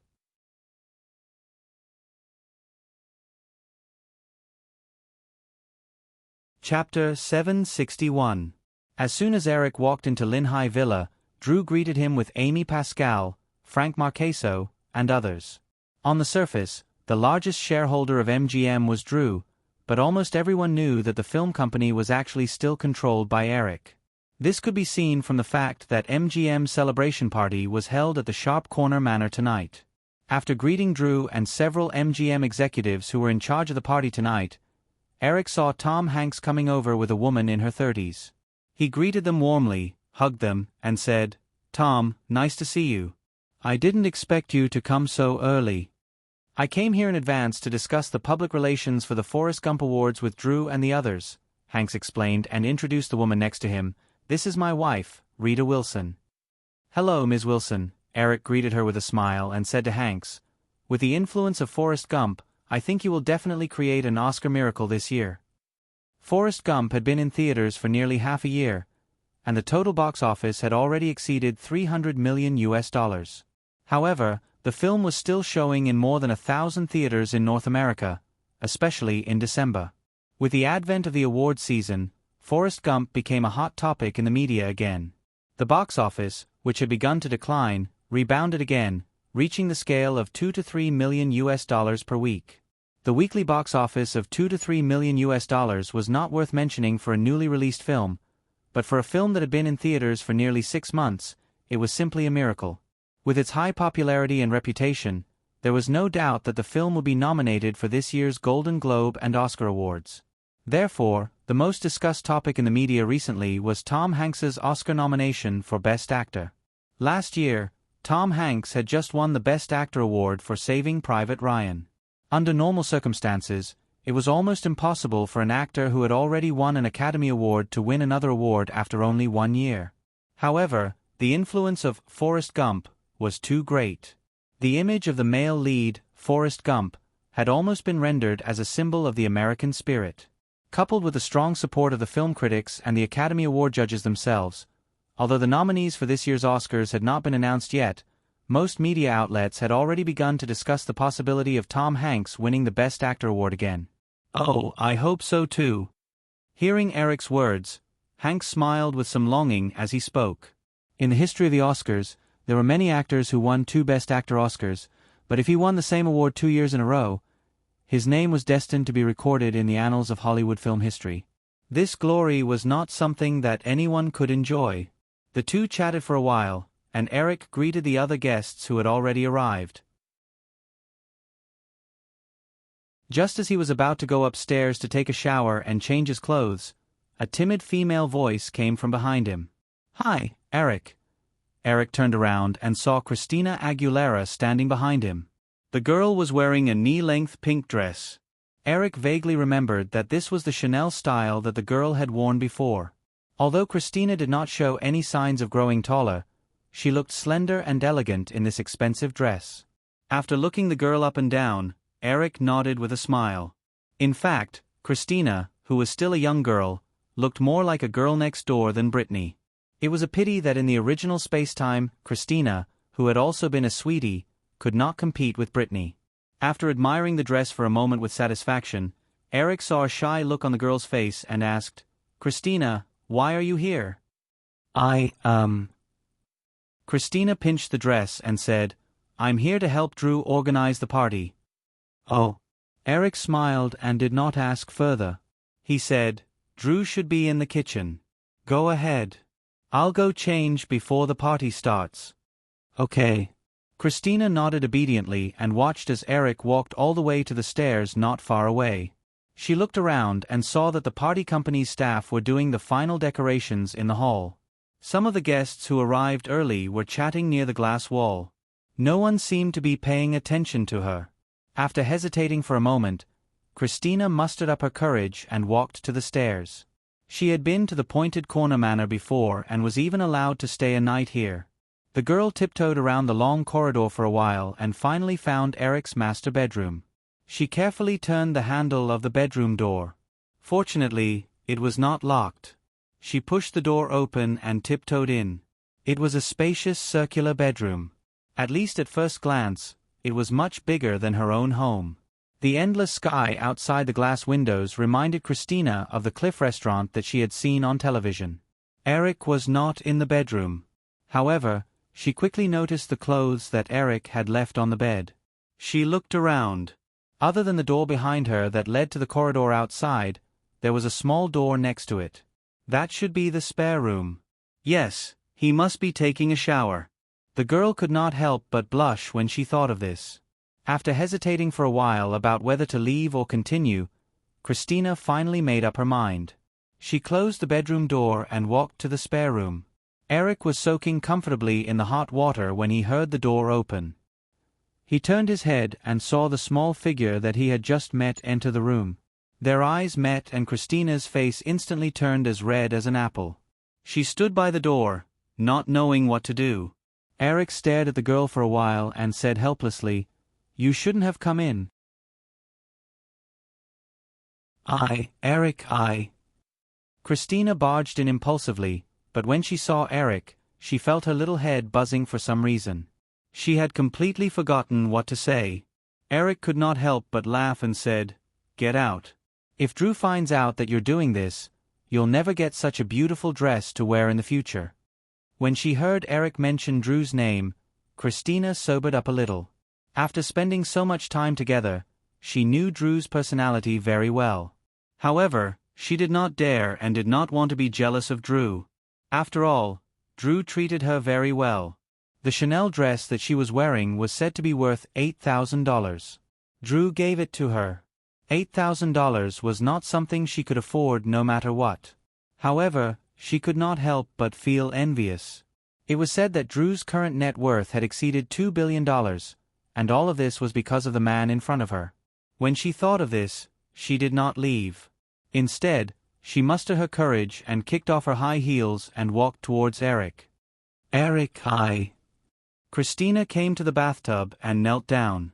Her little hand brushed the thin layer of foam in the bathtub as she tried to look at Eric and said, I can do anything. Eric smiled and reached out to grab a large bath towel beside him and passed it to Christina. Put this under your knees. If the dress gets wet, you won't be able to change later. Christina was already very nervous after saying what she had just said. She obediently put the bath towel under her knees and looked at Eric with a red face, as if waiting for the man's instructions. Eric did not do anything after that. He leaned comfortably in the bathtub and said casually, Tell me, what have you been doing recently? Christina's slender fingers gently drew on the marble table at the edge of the bathtub and said, I have been taking dance lessons recently. Eric recalled and nodded. Oh, according to your age, you should be able to release a single next year. But they said that if I want to release an album, I have to wait until I'm at least 18 years old, Christina said coquettishly with a dissatisfied pout. Hey, you have to know, Christina, in this world, there are not many singers who can release an album at the age of 18. Christina looked up at Eric and quickly lowered her head. She muttered, But I don't want to wait for more than 2 years. Eric asked, Why? Christina stopped drawing on the marble table and said, Eric, I think I should be able to release an album now. No one says that girls under the age of 18 can't release an album, right? But the rules are like that. If you're under the age of 18, according to your development path, it will definitely cause controversy in the future, Eric said. Firefly Records' plan for Christina's future path was to portray the image of a somewhat rebellious girl. If she was under the age of 18, although it would not affect her popularity, it would definitely arouse the concern and disgust of adults who had led children astray. Christina bit her lip and looked up at Eric. Eric, I heard that many singers can go to Japan to develop before they reach adulthood. Well, I think so. Eric nodded. It was not only singers. Because of the different laws and regulations, plus Japan's respect for Western culture, many underage girls were used to going to Japan to develop for a few years. Eric remembered that many famous supermodels, actors, and singers had this experience. Christina looked up and said hopefully, Then can I go there to release an album first? If you want to go, I won't stop you, Eric said. But I don't like Japan. The girl made a puzzled sound. Eric repeated, I don't like Japan. Christina pondered for a while before she understood.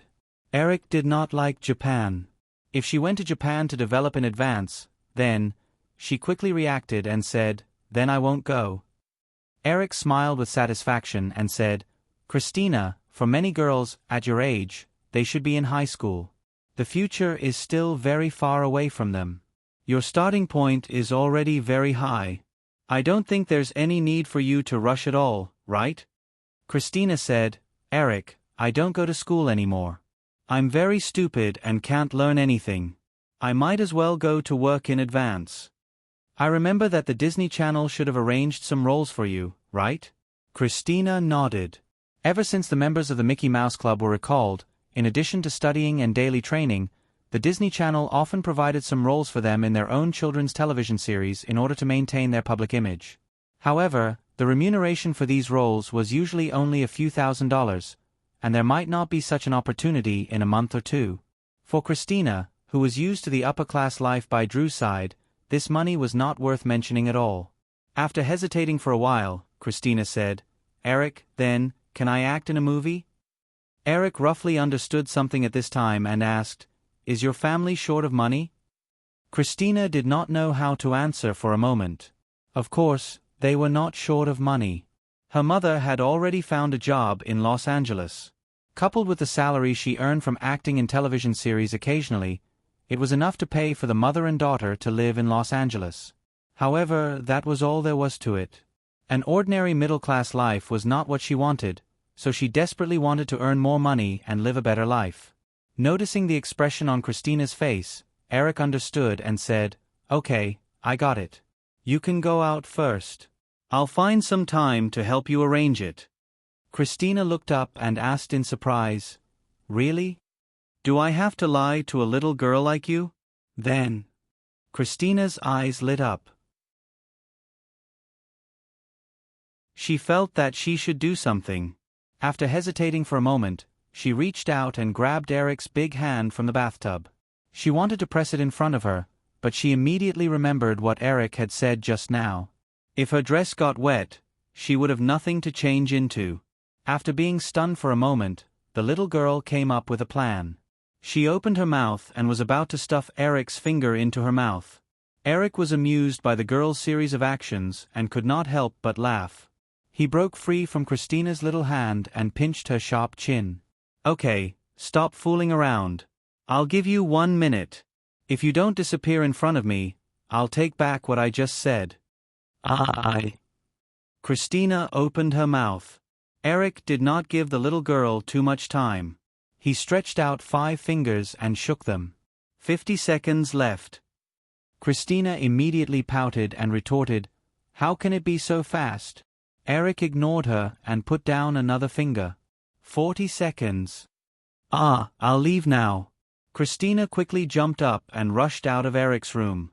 In the blink of an eye, she turned back and smiled at Eric foolishly. She picked up the pair of high heels on the floor and slipped out again.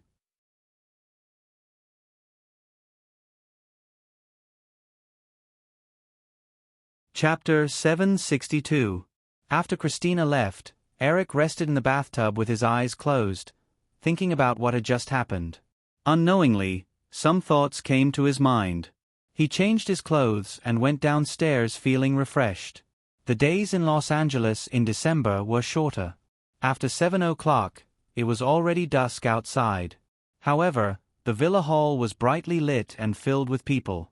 The party had already begun. Noticing Eric's appearance, many people came up to greet him. Eric responded with a smile. After a while, Drew walked over with a brown-haired woman in her 30s. The few people chatting around Eric recognized Drew and the woman beside her. Knowing that they might have business to discuss, they all left. The brown-haired woman beside Drew was called Barbara Broccoli, the current head of the family behind the 007 series. Since the production of the first 007 movie, Dr. No, in 1961, the control of the 007 series had been in the hands of the Broccoli family. Most audiences were used to associating the 007 series with MGM.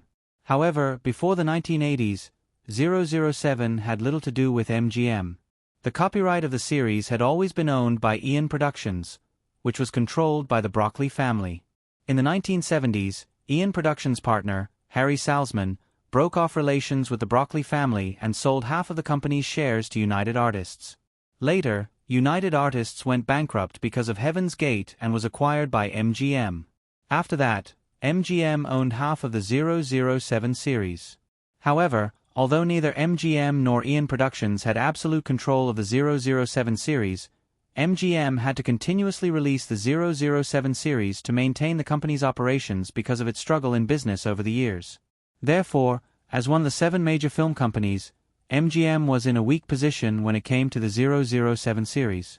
Over the years, the Broccoli family had firmly controlled all aspects of the movie, from the script to the distribution of the movie. The Broccoli family could be said to rely entirely on the 007 series for a living. Barbara Broccoli was about 35 years old this year. However, since the age of 20, this woman had been working as an assistant director in the production process of the 007 series. Then, from assistant director, assistant producer, all the way to the position of producer. After her father, Kirby Broccoli, retired, she and her half-brother, Michael Wilson, had completely mastered the production of the 007 series. In the past 10 years, she had only done this one movie series. Of course, the Broccoli family's strong position in the 007 series had disappeared with the merger and consolidation of MGM in the past year. In the past 30 years, although the 007 series had many low points, none of the 17 007 movies that had been released so far had lost money. All of them had made money. This also caused MGM's strong dependence on the 007 series and had to make various compromises with the Broccoli family. But now that MGM owned the copyrights to a series of blockbusters, this kind of dependence no longer existed. MGM didn't need to make all kinds of compromises with the Bradbury family in order to start this project. On the contrary, when Eric proposed to integrate James Bond, Mission Impossible, Thunderbolt, and other series to create an MGM agent movie universe, although the Bradbury family was extremely unwilling, they still very sensibly agreed to this plan. Although Eric took back the initiative, he did not intend to kick the Broccoli family out. After all, they could be said to have spent most of their life on creating the 007 series. Their production experience was definitely much richer than using a completely unfamiliar producer. The two women walked in front of him. Eric hugged Barbara Broccoli very familiarly and said, "Good evening, Barbara, you are so beautiful tonight." Barbara Broccoli hugged Eric gently, and after letting him go, she smiled and said, "Thank you, Eric. This villa is really as everyone said. I now wish I could have a house like this. Then you can visit often in the future. By the way, why haven't I seen Michael?" Eric was referring to Barbara Broccoli's half-brother, Michael Wilson. Barbara Broccoli explained, "He has been dealing with some company matters in the UK recently." After exchanging a few pleasantries, Drew next to him pointed to the rest area not far away and said, "Eric, let's go over there and talk." Eric nodded, took a glass of champagne from the tray of a passing waiter, and sat down on the sofa in the corner with the two women. "Eric, I'm so happy to hear that you're going to direct the next 007. Even Dad asked about it personally." After the three of them sat down, Barbara Broccoli immediately changed the topic to the 007 series. "However, I've read the first draft of the script. I think that compared to the past, even the one that was just released during the summer, isn't the style of this 007 a little too different?" Eric asked unhurriedly, "Barbara, can you be more specific?" Barbara Broccoli said, "Just like in this script, I always feel that Bond in this sequel has a tendency to develop in the direction of an action tough guy. Pierce's temperament should be more gentlemanly. Moreover, in recent years, we can all see that the representatives of tough movies like Sylvester Stallone, Bruce Willis, and Arnold Schwarzenegger are all going downhill. It is not a wise choice for the 007 series to take the tough road." "You mean, we should continue to maintain the acting style of Pierce Brosnan in GoldenEye, right?" Barbara Broccoli nodded and said, "GoldenEye was very successful, so I don't think there is anything wrong with this." Eric looked at Barbara Broccoli, who was staring at him without avoiding his eyes. He recalled what she had just said and understood her intention. In the end, Barbara Broccoli still just wanted to gain more control over the 007 series. If I remember correctly, the global box office of GoldenEye should be about $350 million now. The main countries have probably already released it, so the numbers won't change much in the future. A global box office of $350 million US, compared to the production cost of $70 million US, is of course very profitable. If we continue to produce according to this train of thought, the next few movies will still bring us good profits. But, Barbara, don't you want 007 to go further? Barbara Broccoli bit her lower lip and said stubbornly, "Unless the result can be predicted in advance, no one knows whether they are moving forward or backward." Hearing that Barbara Broccoli was about to argue with Eric, Drew, who was leaning against Eric, raised his chin. Just as he was about to say something, he felt Eric pat the back of his hand and he quieted down again. When others are moving forward, if you stop moving forward, it is actually a kind of retreat. Eric comforted the girl and spread out his hands and said to Barbara Broccoli, "So, let's not talk about these inexplicable philosophies of life. Let's talk about more practical issues, about the change in the script style. On a deeper level, I don't intend to turn the Bond series into a tough guy movie. I just want to make Bond more flesh and blood. He should be hurt, fail, and even cry, instead of still looking like a well-dressed gentleman after a series of fights, explosions, and car chases. But Bond is supposed to be a gentleman, and the audience won't mind these details. They just want to see something that makes their blood boil. With the development of special effects technology, there will be more and more movies that can make people's blood boil, and the audience's requirements will become more and more demanding. At this time, if you don't make Bond more soulful, the audience will soon get tired of it and abandon the series." Barbara Broccoli wanted to say something but was stopped by Eric. He said, "Let's put it this way, Barbara. I can clearly promise you that the Broccoli family's power in the 007 series will continue, and the profit sharing you have enjoyed in the past will not change. If you want, you can also continue to be the producer of the 007 series, but the premise is that the 007 series must be in the overall interest of MGM's development. If you still want to firmly control all the power of the 007 series like before, I can tell you now that it's impossible. Moreover, the current MGM will not compromise with Ion Productions. If we leave the 007 series now, we can still survive well, but Ion Productions will be penniless." Hearing Eric's increasingly serious tone, Barbara Broccoli felt a strong anger in her heart, but the anger soon disappeared. Eric patiently gave Barbara Broccoli time to think. He sipped the champagne in his hand and looked around at the surrounding guests. His gaze inadvertently caught a little pink figure wandering around. He smiled and waved at Christina, and the girl immediately floated over. "Hi, Drew." Christina came to their side but greeted Drew obediently first. Eric didn't know whether to laugh or cry. It seemed that this girl's weight in this girl's heart was higher than his. Drew just nodded casually. Eric patted his other side. Christina sat down in a restrained manner and curiously looked at Barbara Broccoli on the sofa diagonally opposite her. "Eric." After a moment, Barbara Broccoli spoke again. There seemed to be a hint of compromise in her tone. "The 007 series is my father's life's work. I only hope that, no matter what, you can treat it very seriously. Of course, if I didn't like this series very much, I wouldn't have directed a sequel film myself." Eric heard Barbara Broccoli say this and knew that she didn't intend to seek any more control. After that, he patted Christina's thin shoulder next to him and said, "By the way, Barbara, I recently had an idea." "Well, let me introduce you first. This is Christina Aguilera. Christina, this is Ms. Barbara Broccoli. All the 007 movies you've seen are produced by their family. Nice to meet you, Ms. Broccoli. I like the 007 series very much." Although Christina didn't understand what Eric meant, she still took the initiative to stand up and shake hands with Barbara Broccoli very obediently. At the same time, she didn't forget to compliment her. "Hello, Christina." Barbara Broccoli also had some doubts and even felt that something was wrong. Coupled with the fact that she had no choice but to compromise just now, her tone sounded absent-minded. "It's like this. The second part of the Break-In series is already in the post-production stage. There's only one more left.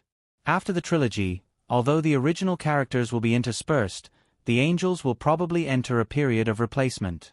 This is the strategy that has been established since the beginning. Right now, I think that Christina may be one of the next Angel successors." As soon as Eric's voice fell, Christina's eyes suddenly lit up. Drew, on the other hand, looked at the little girl with a grin. Barbara Broccoli, on the other hand, was even more confused. Eric didn't beat around the bush. He said, "Since 007, Break-In, and Mission Impossible will have various overlaps, what do you think of the gimmick of having the youngest Bond girl in the history of the 007 series?" "Huh. Wow. Really?" Looking at the different reactions of the three women, Eric patted Christina's little head and said to Drew and Barbara Broccoli, "Of course it's true, and this is the result of my careful consideration. Since there was a gimmick of having the oldest Bond girl in the original spacetime, why couldn't there be a gimmick of having the youngest Bond girl in this world?" At this time, Christina was not yet 16 years old. In the upcoming 007 movie, she would train as the Bond girl. In the future, she would have another identity as Charlie's Angel. Therefore, it could even be used as a link to better connect the several movie series. Drew maintained absolute trust in Eric. Although there were some ambiguous looks in his eyes and the expression he looked at Christina made the little girl have the urge to shrink her neck, in the end, Drew didn't say anything. On the other hand, Barbara Broccoli maintained a very cautious attitude. She said, "Eric, if this is the case, the original script will have to be completely overturned and rewritten." "No, it won't be that troublesome. Haven't we been looking for a more reasonable reason for Vesper to betray Bond? Eric said and patted Christina's little head again. He said, "See, isn't there a reason?" In the original script, to save her boyfriend who was kidnapped, this reason is too far-fetched. Now, she has a biological sister who was kidnapped and betrayed Bond because of it. This reason is more reasonable, isn't it?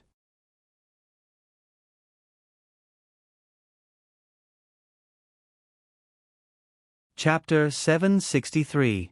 During the Christmas period, the last batch of new Hollywood films of the 1995 year began to be released.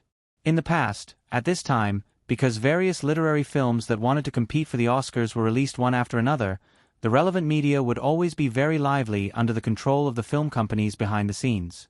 But this year, the media atmosphere with full public relations was much colder.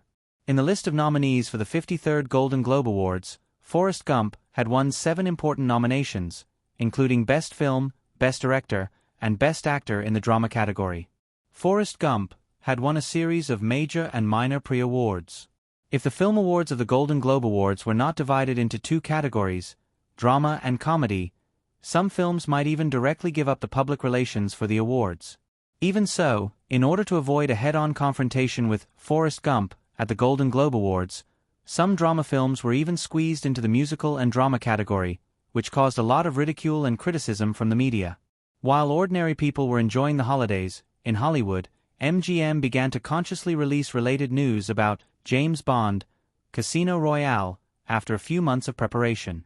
When they heard that Eric Williams would personally direct the sequel to 007, many people's first reaction was to think that others were joking. Eric Williams was not even willing to direct the sequel to the Jurassic Park series that he had created himself. How could he shoot the veteran agent series that had been going on for more than 30 years?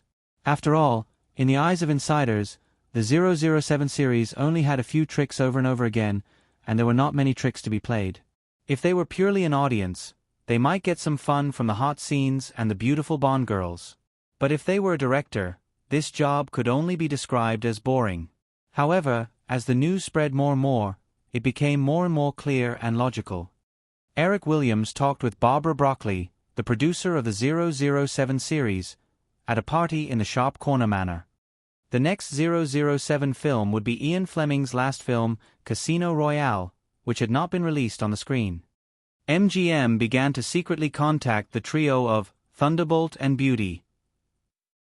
The 18th 007 film would fully open the MGM agent movie universe. The 3 major agencies began to frequently test the progress of MGM's 007 project, trying to get more roles. This series of scattered details gradually proved that perhaps Eric Williams was really going to direct the next 007 movie. Immediately, the sensitive media quickly seized on this piece of news and began to dig deeper. However, James Bond, Casino Royale, was still in the stage of script revision. After some news was released, in order to maintain the mystery of the project and maintain enough of a topic of discussion, MGM was given a gag order internally. They began to keep their mouths shut and did not confirm or comment on any external news. The Media and Public Relations Department only expressed very formally that the project was still in the process of preparation and that nothing had been finalized. Similarly, the current helm of the 007 series, Barbara Broccoli, is a woman who does not like to appear in public, and the media reporters did not get more information from her. However, Barbara Broccoli's brother, Michael Wilson, who is also a series producer, is the opposite. He is a guy who likes to be in the limelight very much. Soon, the resourceful media reporters in London, England, received confirmation from Michael Wilson that Eric Williams would indeed be the director of James Bond, Casino Royale. The news exploded all of a sudden. It has been more than 2 years since Jurassic Park was released in 1993 and created a global box office miracle of US $1 billion. Because there was no news about Eric's next movie, there was more than one news in the media that Eric would give up personally directing movies and move behind the scenes. In the past 2 years, LTD Group has risen rapidly with Victoria's Secret annual show.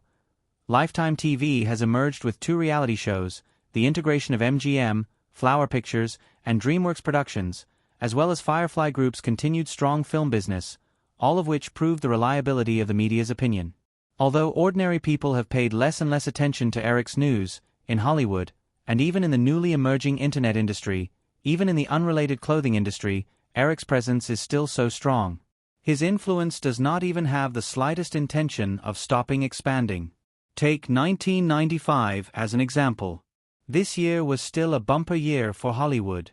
With the last 2 weeks of the Christmas period, the total box office of Hollywood for the year reached a new high, reaching US $6.5 billion. And Firefly Group only relied on Jurassic Park 2, Day of Independence, Toy Story 2, Jedi Cop, and 101 Dalmatians to crazily harvest as much as US $1 billion in box office. Firefly Group's several major labels released a total of 18 films in the year. Although there was a significant reduction in production compared to the previous 2 years, the cumulative box office of the 18 films still reached US $1.39 billion, and the global box office share reached US $2.7 billion. According to the prediction of statistical agencies, in 1995, the total size of the global box office market was only about US $17.5 billion. Therefore, Firefly Group alone had already accounted for 15.4% of the global box office share of the film market. Although the strength of Hollywood movies worldwide was a well-known thing, it could only be described as terrifying that one company could carve up 15.4% of the global box office share of the film market. And behind all this, there was no doubt that the young man who had been surrounded by miracles since his debut was in control. As the topic brewed, the news that Eric would personally direct 007, Casino Royale, unknowingly became a fuse, reigniting the public's interest in him that had gradually cooled down. The media was always able to grasp the trend very well. With the rise of this topic, they also began to provide more information that interested the readers or the audience. Most people were undoubtedly very superficial. Last year, Forbes magazine had already valued Eric Williams' net worth at US $46.5 billion. This valuation not only made the rich people behind him look up but also made many people who saw this data feel numb. After all, ordinary people couldn't imagine what US $46.5 billion in assets meant. Although they didn't know the huge power of huge wealth, they still had a very strong curiosity about Eric's net worth this year. Therefore, the media also began to take stock of the assets owned or held by Eric. Then a network map of the Firefly business empire appeared in Business Weekly, which caused countless media to reprint crazily. In the following months, it was frequently the topic of various types of media. In this issue of Business Weekly, the detailed information of the 2 business empires under Eric's name, led by the Firefly Group and Firefly Investment, was fully displayed to the world. Needless to say, the Firefly Group was the largest media group in Hollywood.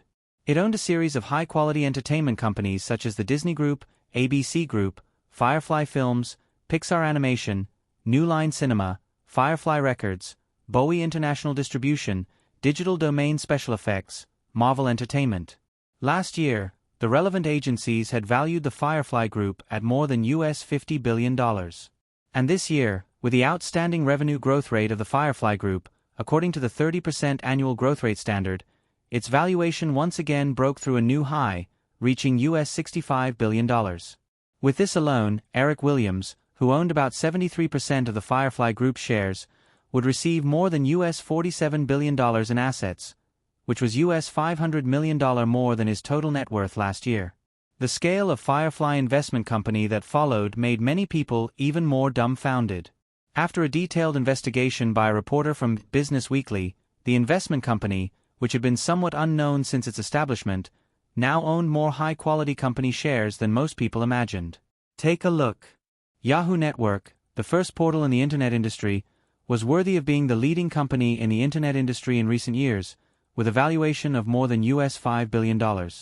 Firefly Investment held 80% of the shares. Cisco, a large network equipment company, with a current market value of US $26 billion. After nearly a year of continuous increase, Firefly Investment held 26% of the shares. AOL, an emerging internet service provider, would enter the Nasdaq market in January next year, with a current valuation of nearly $5 billion. Firefly Investment held 30% of the shares. Ltd Group owned famous interior fashion brands such as Victoria's Secret. With 2 consecutive years of Victoria's Secret annual fashion shows, its current market value was $5.9 billion. Firefly Investment held 35% of the shares. Nokia, a mobile communication equipment company headquartered in Finland, achieved sales of 7 million mobile phones in 1995. Firefly Investment held 51% of the shares, with absolute control. Sprint, a well-known telecommunications operator, owned a nationwide mobile operating network, with Firefly Investment holding 10% of the shares. Qualcomm, a newly emerging mobile communication technology company, owned a large number of patents for third-generation digital communication technology and was supported by mobile operators such as Sprint and Verizon, with Firefly Investment holding 40% of the shares. Most traditional investors thought that investing in high-tech companies was risky, because these companies generally needed to invest a large amount of research and development funds every year to maintain a leading position in technology, and if they were not careful, they could be overtaken by their peers and rapidly decline. But in the past 2 years, with the rapid rise of the Nasdaq index, which was dominated by high-tech stocks, and the rise of the internet and mobile communication technology industries, almost no one doubted the development prospects of these emerging industries. Therefore, the high-tech companies owned by Firefly Investment, in recent years, their valuation or stock prices had doubled. For example, Yahoo Incorporated, a high-tech company that owned Yahoo Portal, Yahoo Mail, and other popular online products. In recent years, Firefly had invested less than $600 million in total, but according to its current market valuation, if Firefly was willing to sell its investment, it could definitely get a premium of more than 10 times the investment. Although the companies held by Firefly Investments could not compete with the huge Firefly Group, they were almost all leaders in the relevant industries without exception. It was conceivable that with the rapid development of the high-tech industry, in the next few years, these companies might even produce a giant with a market value that surpassed the Firefly Group. If this prediction really came true, Eric Williams' net worth would reach an even more jaw-dropping level. Such a business miracle happened to a young man who was less than 30 years old, which made many people feel a strong sense of powerlessness in their hearts. In the midst of the storm, Eric declined a lot of media interview invitations and continued his life step by step. During the Christmas period, MGM's Mean Girls and Firefly's 101 Dalmatians were released at the same time. Disney was a master at making family comedies. With the release of 101 Dalmatians, with the interesting plot and the adorable Dalmatians army, it quickly conquered the Christmas audience and earned more than $50 million in box office for 2 consecutive weeks.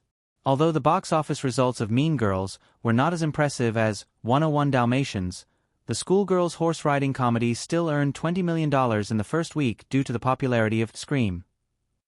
The next week, it earned another $6 million. The production cost of this film was lower than Scream. Therefore, MGM recouped all of its costs after only 2 weeks of airing.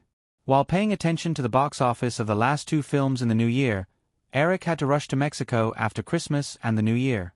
Rosarito, Titanic, set. Although Eric didn't like to see all of his personal business territory exposed to the public, it would be a lie to say that he didn't have a sense of vanity in his heart. However, this new year wasn't just made up of good news. At least, in the hearts of all the senior executives of Firefly, the biggest bad news was undoubtedly that the Titanic project was out of control. After a long period of preparation, Titanic began shooting in July. The original shooting plan was 4 months, which was about to be completed before Christmas. However, when the end of the year came, the senior executives of Firefly who checked the shooting progress found that Titanic was only half completed and post-production was impossible to talk about. At this time, Cameron had spent $60 million of the $150 million budget. According to the current progress, it would take at least 4 months to complete the shooting. This budget would also reach $60 million. So, no matter what, the remaining $30 million budget couldn't meet post-production.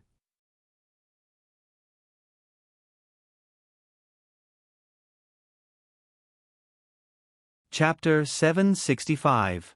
With a splash, the faint sound of someone falling into the water could be heard. The crowd was immediately roused from their stupor and rushed to the side of the ship.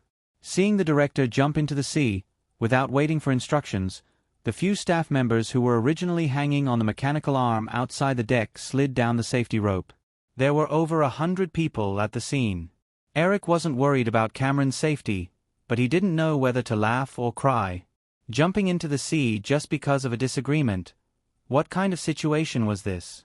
Walking to the side of the ship, Eric leaned over the guardrail and looked down. Cameron, who was in the sea, had already grabbed onto the safety rope and was being slowly hoisted up with the help of several others. William Stewart, who had been so frightened that his face was ghastly pale, breathed a sigh of relief when he saw that Cameron was safe and sound. Only then did he notice that Eric was standing not too far away from him. Thinking of the situation just now, he hurriedly went forward to explain. Eric nodded at William Stewart and comforted him. It's okay, William. I saw everything just now. It's not your fault. Hearing Eric's words, William Stewart was relieved. Thinking of what he had been through recently, he felt somewhat sorrowful. Just as he was about to complain to Eric, Cameron had already jumped onto the deck. Cameron, who was still aggressively looking as if he wanted to compete with William Stewart, saw Eric appear. His ferocious aura instantly dissipated. Completely ignoring his drenched appearance, he enthusiastically pounced over and gave Eric a hug. Eric, you came at the right time. Looking left and right, he noticed that everyone was looking at him strangely. Cameron roared, "What are you all doing here? Don't you all need to work?" The corner of Eric's mouth twitched, and he waved his hand at everyone. Everyone immediately scattered and returned to their posts. Cameron ignored these small details and pulled Eric to the front of the ship. He even called Leonardo and Rachel over and gestured for them to pose. Eric, imagine Jack and Ross standing at the front of the Titanic. In the endless sea, under the magnificent sunset, facing the blowing sea breeze, hugging and kissing each other. What a beautiful scene it would be. And to achieve this, we have to install a tower crane. At the end of his speech, Cameron leaned against the side of the ship very seriously. He raised one arm high and slowly moved it, as if he was the tower crane in his imagination. Eric patiently listened to Cameron's narration, which was clearly a little obsessed, and finally asked, "Jim, installing a tower crane is too time-consuming. Can't we use a helicopter?" Cameron immediately shook his head. No, a helicopter is too unstable. It has to be a tower crane." Eric leaned against the side of the ship and looked up at the sky. He recalled the scene in his memory and smiled. "Well, Jim, you should know why I suddenly appeared here. Now everyone is saying that the Titanic has gone out of control. Do you feel that way?" A slight trace of embarrassment flashed across Cameron's face, but he immediately said, "Eric, I know that this movie may not be able to be completed on time, but it's definitely not out of control. I'm completely clear about what I'm doing. Well, it's just that the budget will be slightly exceeded. I think that money won't be a problem for you. The one thing you don't lack the most right now is money." Eric looked at Cameron's appearance and helplessly waved his hand. "You'd better go change your clothes first. Give me some time to think about how to refute you." Cameron seemed to realize something and laughed proudly. He said to John Landau next to him, "John, go make a call now and ask them to prepare the things as soon as possible."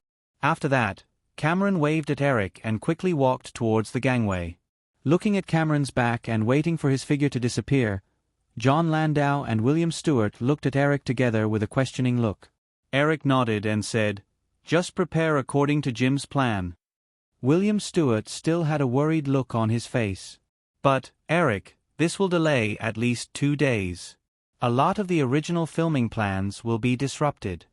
It's already a mess. It won't affect anything if it gets messy, Eric said. He looked at William Stewart and said, "William, don't worry. This project is just me being willful. No matter what the outcome is, it won't affect you." Since Eric said so, William Stewart certainly didn't refute. He was most worried that the budget of Titanic would be exceeded and the box office would fail. According to the usual practice, once this happened, he might be fired as the producer. Since Eric had made such a promise at this time, of course, he wouldn't continue to be tactful. After sending John Landau and William Stewart to prepare together, Eric finally had time to greet the male and female leads who had been ignored by the side. Leon, Rachel, how does it feel to work with Jim? Leonardo smiled a little cautiously. Rachel Wasey, after all, had met Eric a few times, so she wasn't so restrained. She came to Eric's side and leaned against the guardrail together. She said, "Jim is usually very kind, but he gets angry too easily." Rachel said, looking at Kelly who was standing not far away. She asked, "Eric, didn't Carolyn come with you?" "No, I'll bring her to see you next time." "Oh." Rachel nodded disappointedly. In order to make this movie, she had been here for a few months. She didn't even go back for Christmas. In addition, there was a director who could fly into a rage at any time. If it weren't for her naturally strong personality, she would have even given up many times. Eric could more or less understand Rachel's feelings and comforted her. Work hard. After this, you might become a big star that even the director has to be careful with. Rachel smiled and said, "Haha, as long as I don't meet a director like Jim again, I'll be fine." Just as Rachel mentioned Cameron, the familiar figure at the gangway rushed back. "Hey, Eric, the shooting in the morning will have to end here. Come with me, I'll show you the recent shooting results." Eric nodded and said goodbye to Rachel and Leonardo.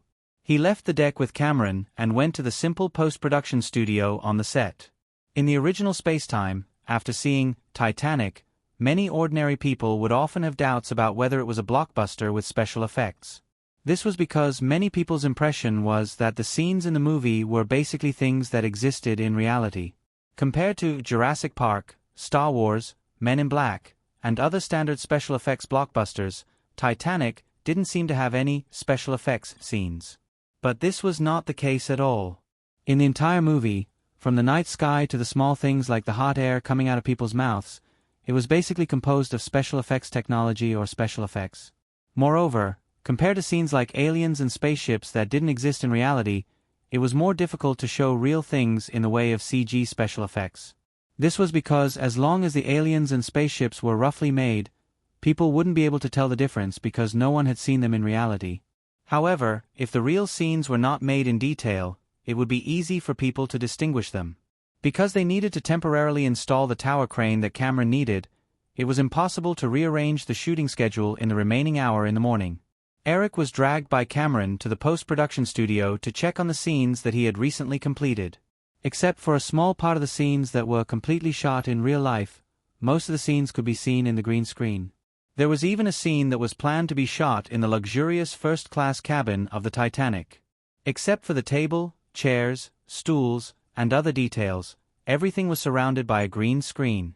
One could imagine how much work it would take to turn all these scenes into scenes in the movie. "Eric, I promise you, as long as there are no more constraints in terms of funding, I can complete all the shooting in 3 months. The post-production work can also be done at the same time. Except for the main scenes, I can subcontract some small special effects work.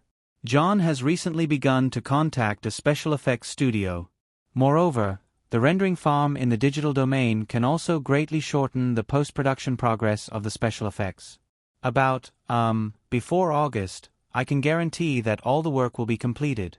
During lunchtime, a group of people gathered in the restaurant to talk about the progress of the movie. Cameron once again made a solemn promise. Anyway, swearing or something like that was free. After feeling Eric's support for the project, Cameron made this kind of unscrupulous promise almost immediately. John Landau, William Stewart, and even Rachel could not help but roll their eyes when they heard this. Eric cut the steak in front of him with a smile and said to Cameron, "In August, there's definitely no chance for the summer break. I just hope that you won't delay the completion of the movie by the end of the year. Jim, this is definitely my bottom line. You have to know that Firefly doesn't belong to me alone." "Of course." Cameron immediately nodded and looked at William Stewart sitting not far away. He said, "However, Eric, I have a condition." I think that William doesn't need to waste time here. John and a few other production assistants should be enough. Eric shook his head and said, "That won't do. Jim, William must stay here." What a joke! If there were no restrictions at all, this guy in front of him would be completely out of control. Although Eric supported the continuation of the movie, he would definitely not allow Cameron to squander without restraint. Otherwise, $300 million would probably not be enough for him to spend. Cameron did not deliberately lower his voice. Hearing the conversation between the two, William Stewart looked at Eric with hope in his eyes. Although Cameron's idea of chasing him away was very unpleasant, if possible, he definitely did not want to continue to stay here. After rejecting Cameron's request and eating lunch, Eric suddenly thought of another matter. He said to Cameron, John Landau, and the others, "Right, there's one more thing. I hope that the props of this movie can be kept intact." Several people showed a puzzled look. John Landau said, "Eric, this doesn't seem necessary. There aren't many Hollywood films from the 20s and 30s. Most of the props are unlikely to be reused. Moreover, I've already discussed with a local factory. After the shooting, we can sell the ship model to them. This way, we can recover some funds for the post-production of the movie." Although the plan was to use a lot of special effects technology for shooting, the degree of detail in the movie still reached an outrageous level. The entire movie spent millions of dollars on tens of thousands of costumes, tableware, bags, and other miscellaneous items, not to mention the ship model that was completely made to a 1:1 scale. In the original space-time, after the miraculous success of Titanic, the producers once again earned hundreds of millions of dollars in ticket sales just by relying on the exhibition of Titanic props. Although Eric was not 100% sure whether the Titanic in this life could achieve the success of the original, since there was such a possibility, Eric would not let go of this opportunity to make money. Hearing that John Landau had already planned to sell the ship model, Eric quickly shook his head. "There's no need. In my opinion, this ship is still very memorable. Moreover, in the future, Firefly will inevitably have some ocean-related movies. Perhaps these props will be used. Yes, this set can even be completely preserved and used as a filming base for ocean-related movies." Seeing that Eric insisted, of course, no one objected.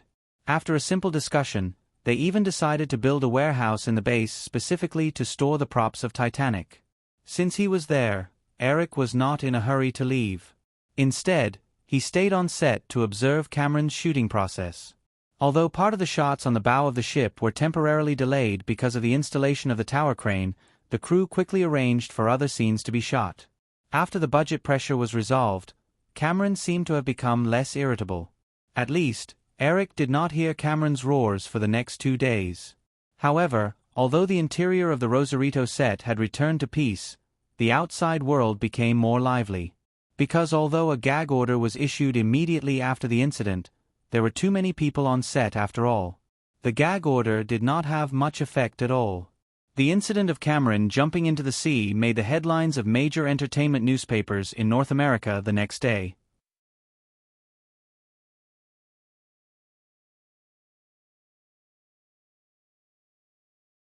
Chapter 766. Cameron had a strong argument with the producer of Titanic and jumped into the sea. The Titanic project went out of control and Eric Williams went to Rosarito in person. Cameron couldn't bear the pressure and tried to commit suicide by jumping into the sea. Eric Williams and James Cameron had a physical altercation on the set of Rosarito and pushed each other into the sea. The Titanic project may be completely stranded. Due to the lack of any video footage from the scene of the crime, the news of Cameron jumping into the sea became more and more outrageous in the American media over the next few days. The clarification from Firefly Group's public relations department did not curb the rapid spread of the rumor. More and more media reporters began to gather in Rosarito, Mexico. In desperation, Eric simply asked ABC TV to send reporters to the set to record some behind-the-scenes footage of the crew. Although it did not completely suppress the spread of the rumors, those absurd remarks were also dispelled after the relevant videos were played. The day after Eric rushed to Rosarito, the CEO of the Digital Domain, Stan Winston, also rushed over to discuss the post-production of the film. This was because Titanic would use a large number of very novel special effects production methods. According to Eric's development plan when he established the digital domain, these brand new special effects technologies would be specially organized, and if possible, they would also apply for patents. Although many of the special effects techniques were created under Cameron's whimsical ideas, after receiving sufficient budget support from Eric, Cameron, who was completely immersed in the film, did not care about these at all. It was another morning of shooting. At this time, Eric had been on the set of Rosarito for 5 days. Without the oppressive atmosphere due to the tight budget, although Cameron still occasionally acted a little irritable, the aura that seemed to be on the verge of exploding at any time completely disappeared. The interpersonal relationships of the crew from top to bottom were also much more harmonious. At lunchtime, Eric was eating with Cameron and the others in the restaurant when John Landau walked in hurriedly. After getting the food, he sat down at Eric's table. John Landau said to Eric, "Eric, are you going back in the afternoon?"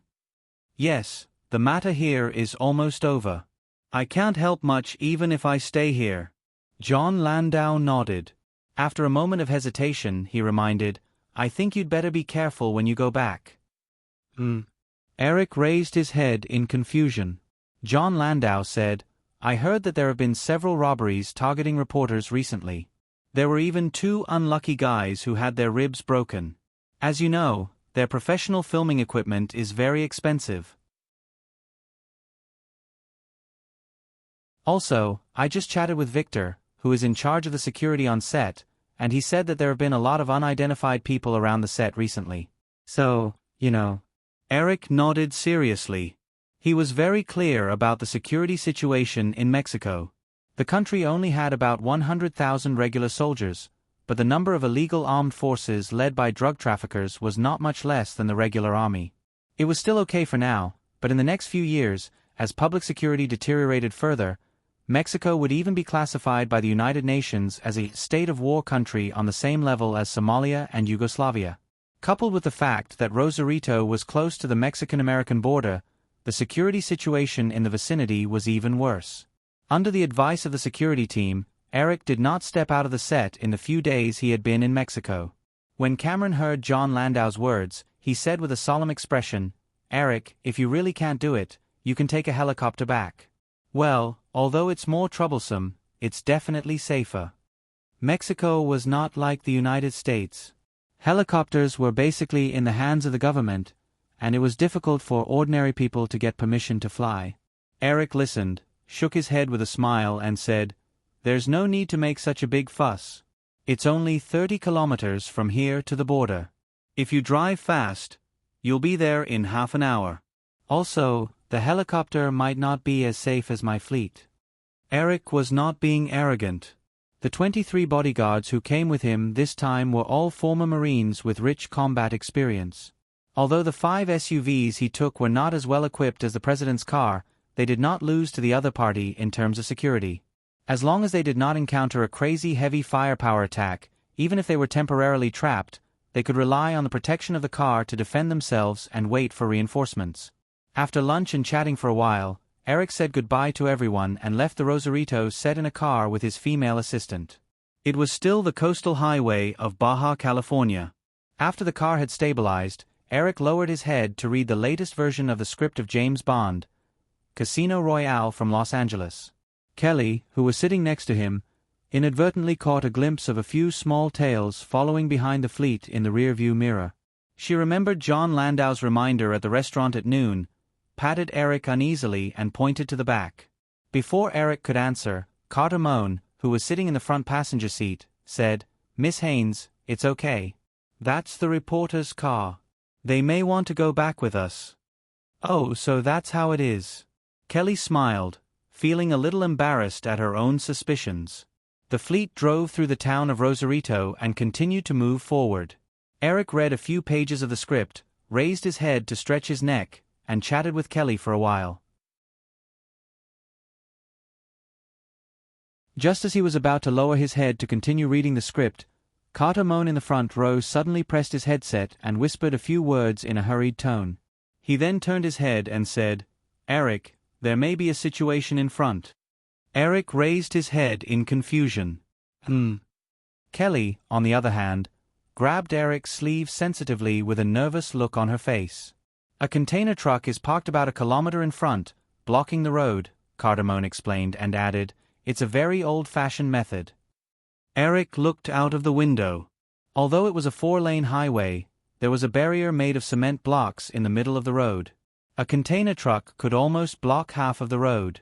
Eric knew that he did not have time to panic, so he did not hesitate and said in a calm and decisive tone, "I don't know about this. You deal with it." Cardamone nodded and instructed the two to fasten their seat belts. He quickly issued orders through the headset while he took out a pistol from the glove compartment and handed it to the driver next to him. Then, he took out a semi-automatic rifle and fiddled with it. Eric took a deep breath and noticed Kelly's nervous look next to him. He patted her shoulder and comforted her. "Don't worry, it's okay. Even if we encounter any trouble, there will be people rushing over from the border within 10 minutes. Okay." Kelly's face calmed down. She held Eric's hand while her other hand reached into her bag and felt for her phone. She thought about it and realized that this phone could not be used to make calls in Mexico, so she had to give it up. During the simple conversation, the entire convoy suddenly sped up. A few seconds later, Cardamone turned his head and instructed Eric. "Everyone, sit tight." Then, at the front of the convoy, there was a loud bang. Eric sat on the left side of the rear compartment and felt that it was not a gunshot. He leaned close to the window and looked out in confusion. The SUV at the front had brutally smashed a hole in the cement block in the middle of the road. It forcibly changed lanes and entered the other side of the road. Then, the second and third SUVs followed suit. During the bumpy ride, the fourth SUV that Eric was in also changed lanes and scraped against the cement block that was still standing. There was an ear-piercing sound of friction. In the front row, Cardamone, who was holding a semi-automatic rifle, looked out the right window vigilantly. Eric withdrew his attention from the bumpy ride and looked to the right. A blue container truck was parked in the middle of the right lane. The moment it passed by, Eric also noticed the two Mexican men standing next to the truck with surprised expressions. The convoy overtook the container truck and did not choose to change lanes again. Fortunately, there were few vehicles on the road near the sea. Even if they encountered a few oncoming cars, they could easily avoid them. Although Cardamone didn't notice anyone chasing after them, he remained vigilant and kept communicating with the bodyguards in the cars. It wasn't until about 10 minutes later that the town on the border appeared in everyone's field of vision that everyone relaxed. Kelly took a deep breath and looked at Eric next to her. Then, she looked at Cardamone, who was unpacking his weapon and stuffing it into a backpack. She thought for a moment and said, "I just saw. Maybe it was a misunderstanding?" Eric recalled the expressions of the two Mexican men and felt a little puzzled. However, he did not have the intention to question Cardamone's judgment. A rich man's son would not sit under the eaves. There was no problem with being cautious. Cardamone put away his weapon and said through the rearview mirror, "It's not a misunderstanding, Ms. Haynes. If you look carefully, you should be able to notice that the guy in the blue jacket had a submachine gun in his arms. Also, the container door was obviously open. If they really stopped to fix the car because of a car malfunction, it would definitely not be like this." Kelly was still puzzled. "Why?" Cardamone suddenly changed the topic and said to Kelly, "Ms. Haynes, do you know what's the most important thing when driving at night in Mexico?" Cardamone said, "The most important thing is to run a red light if you can. Don't stop. Because as long as you stop for a few seconds, there will often be armed robbers outside your car window and rob you. The situation we just encountered is similar to this situation. If we stop, I assure you that dozens of armed men will soon jump out of the container. We will be in a lot of trouble then." Kelly looked at Cardamone's serious expression in the rearview mirror and glanced at Eric. Seeing Eric nod in agreement, she patted her chest with lingering fear and said, "I also heard that Mexico is quite chaotic, but this is too rampant. Aren't they afraid of being suppressed by the government?" Cardamone said, "To be honest, they are not afraid. This country is rotten to the core. It's difficult to restore normal social order." When Eric heard Cardamone say so, he also remembered something. In his memory, the later president of Mexico, Catalan, tried to take tough measures to crack down on crime, but the result was the opposite. Not only did he not achieve his goal in the few years he was in power, but it also caused more violent social unrest. More than 20,000 civilians were implicated and died unnatural deaths.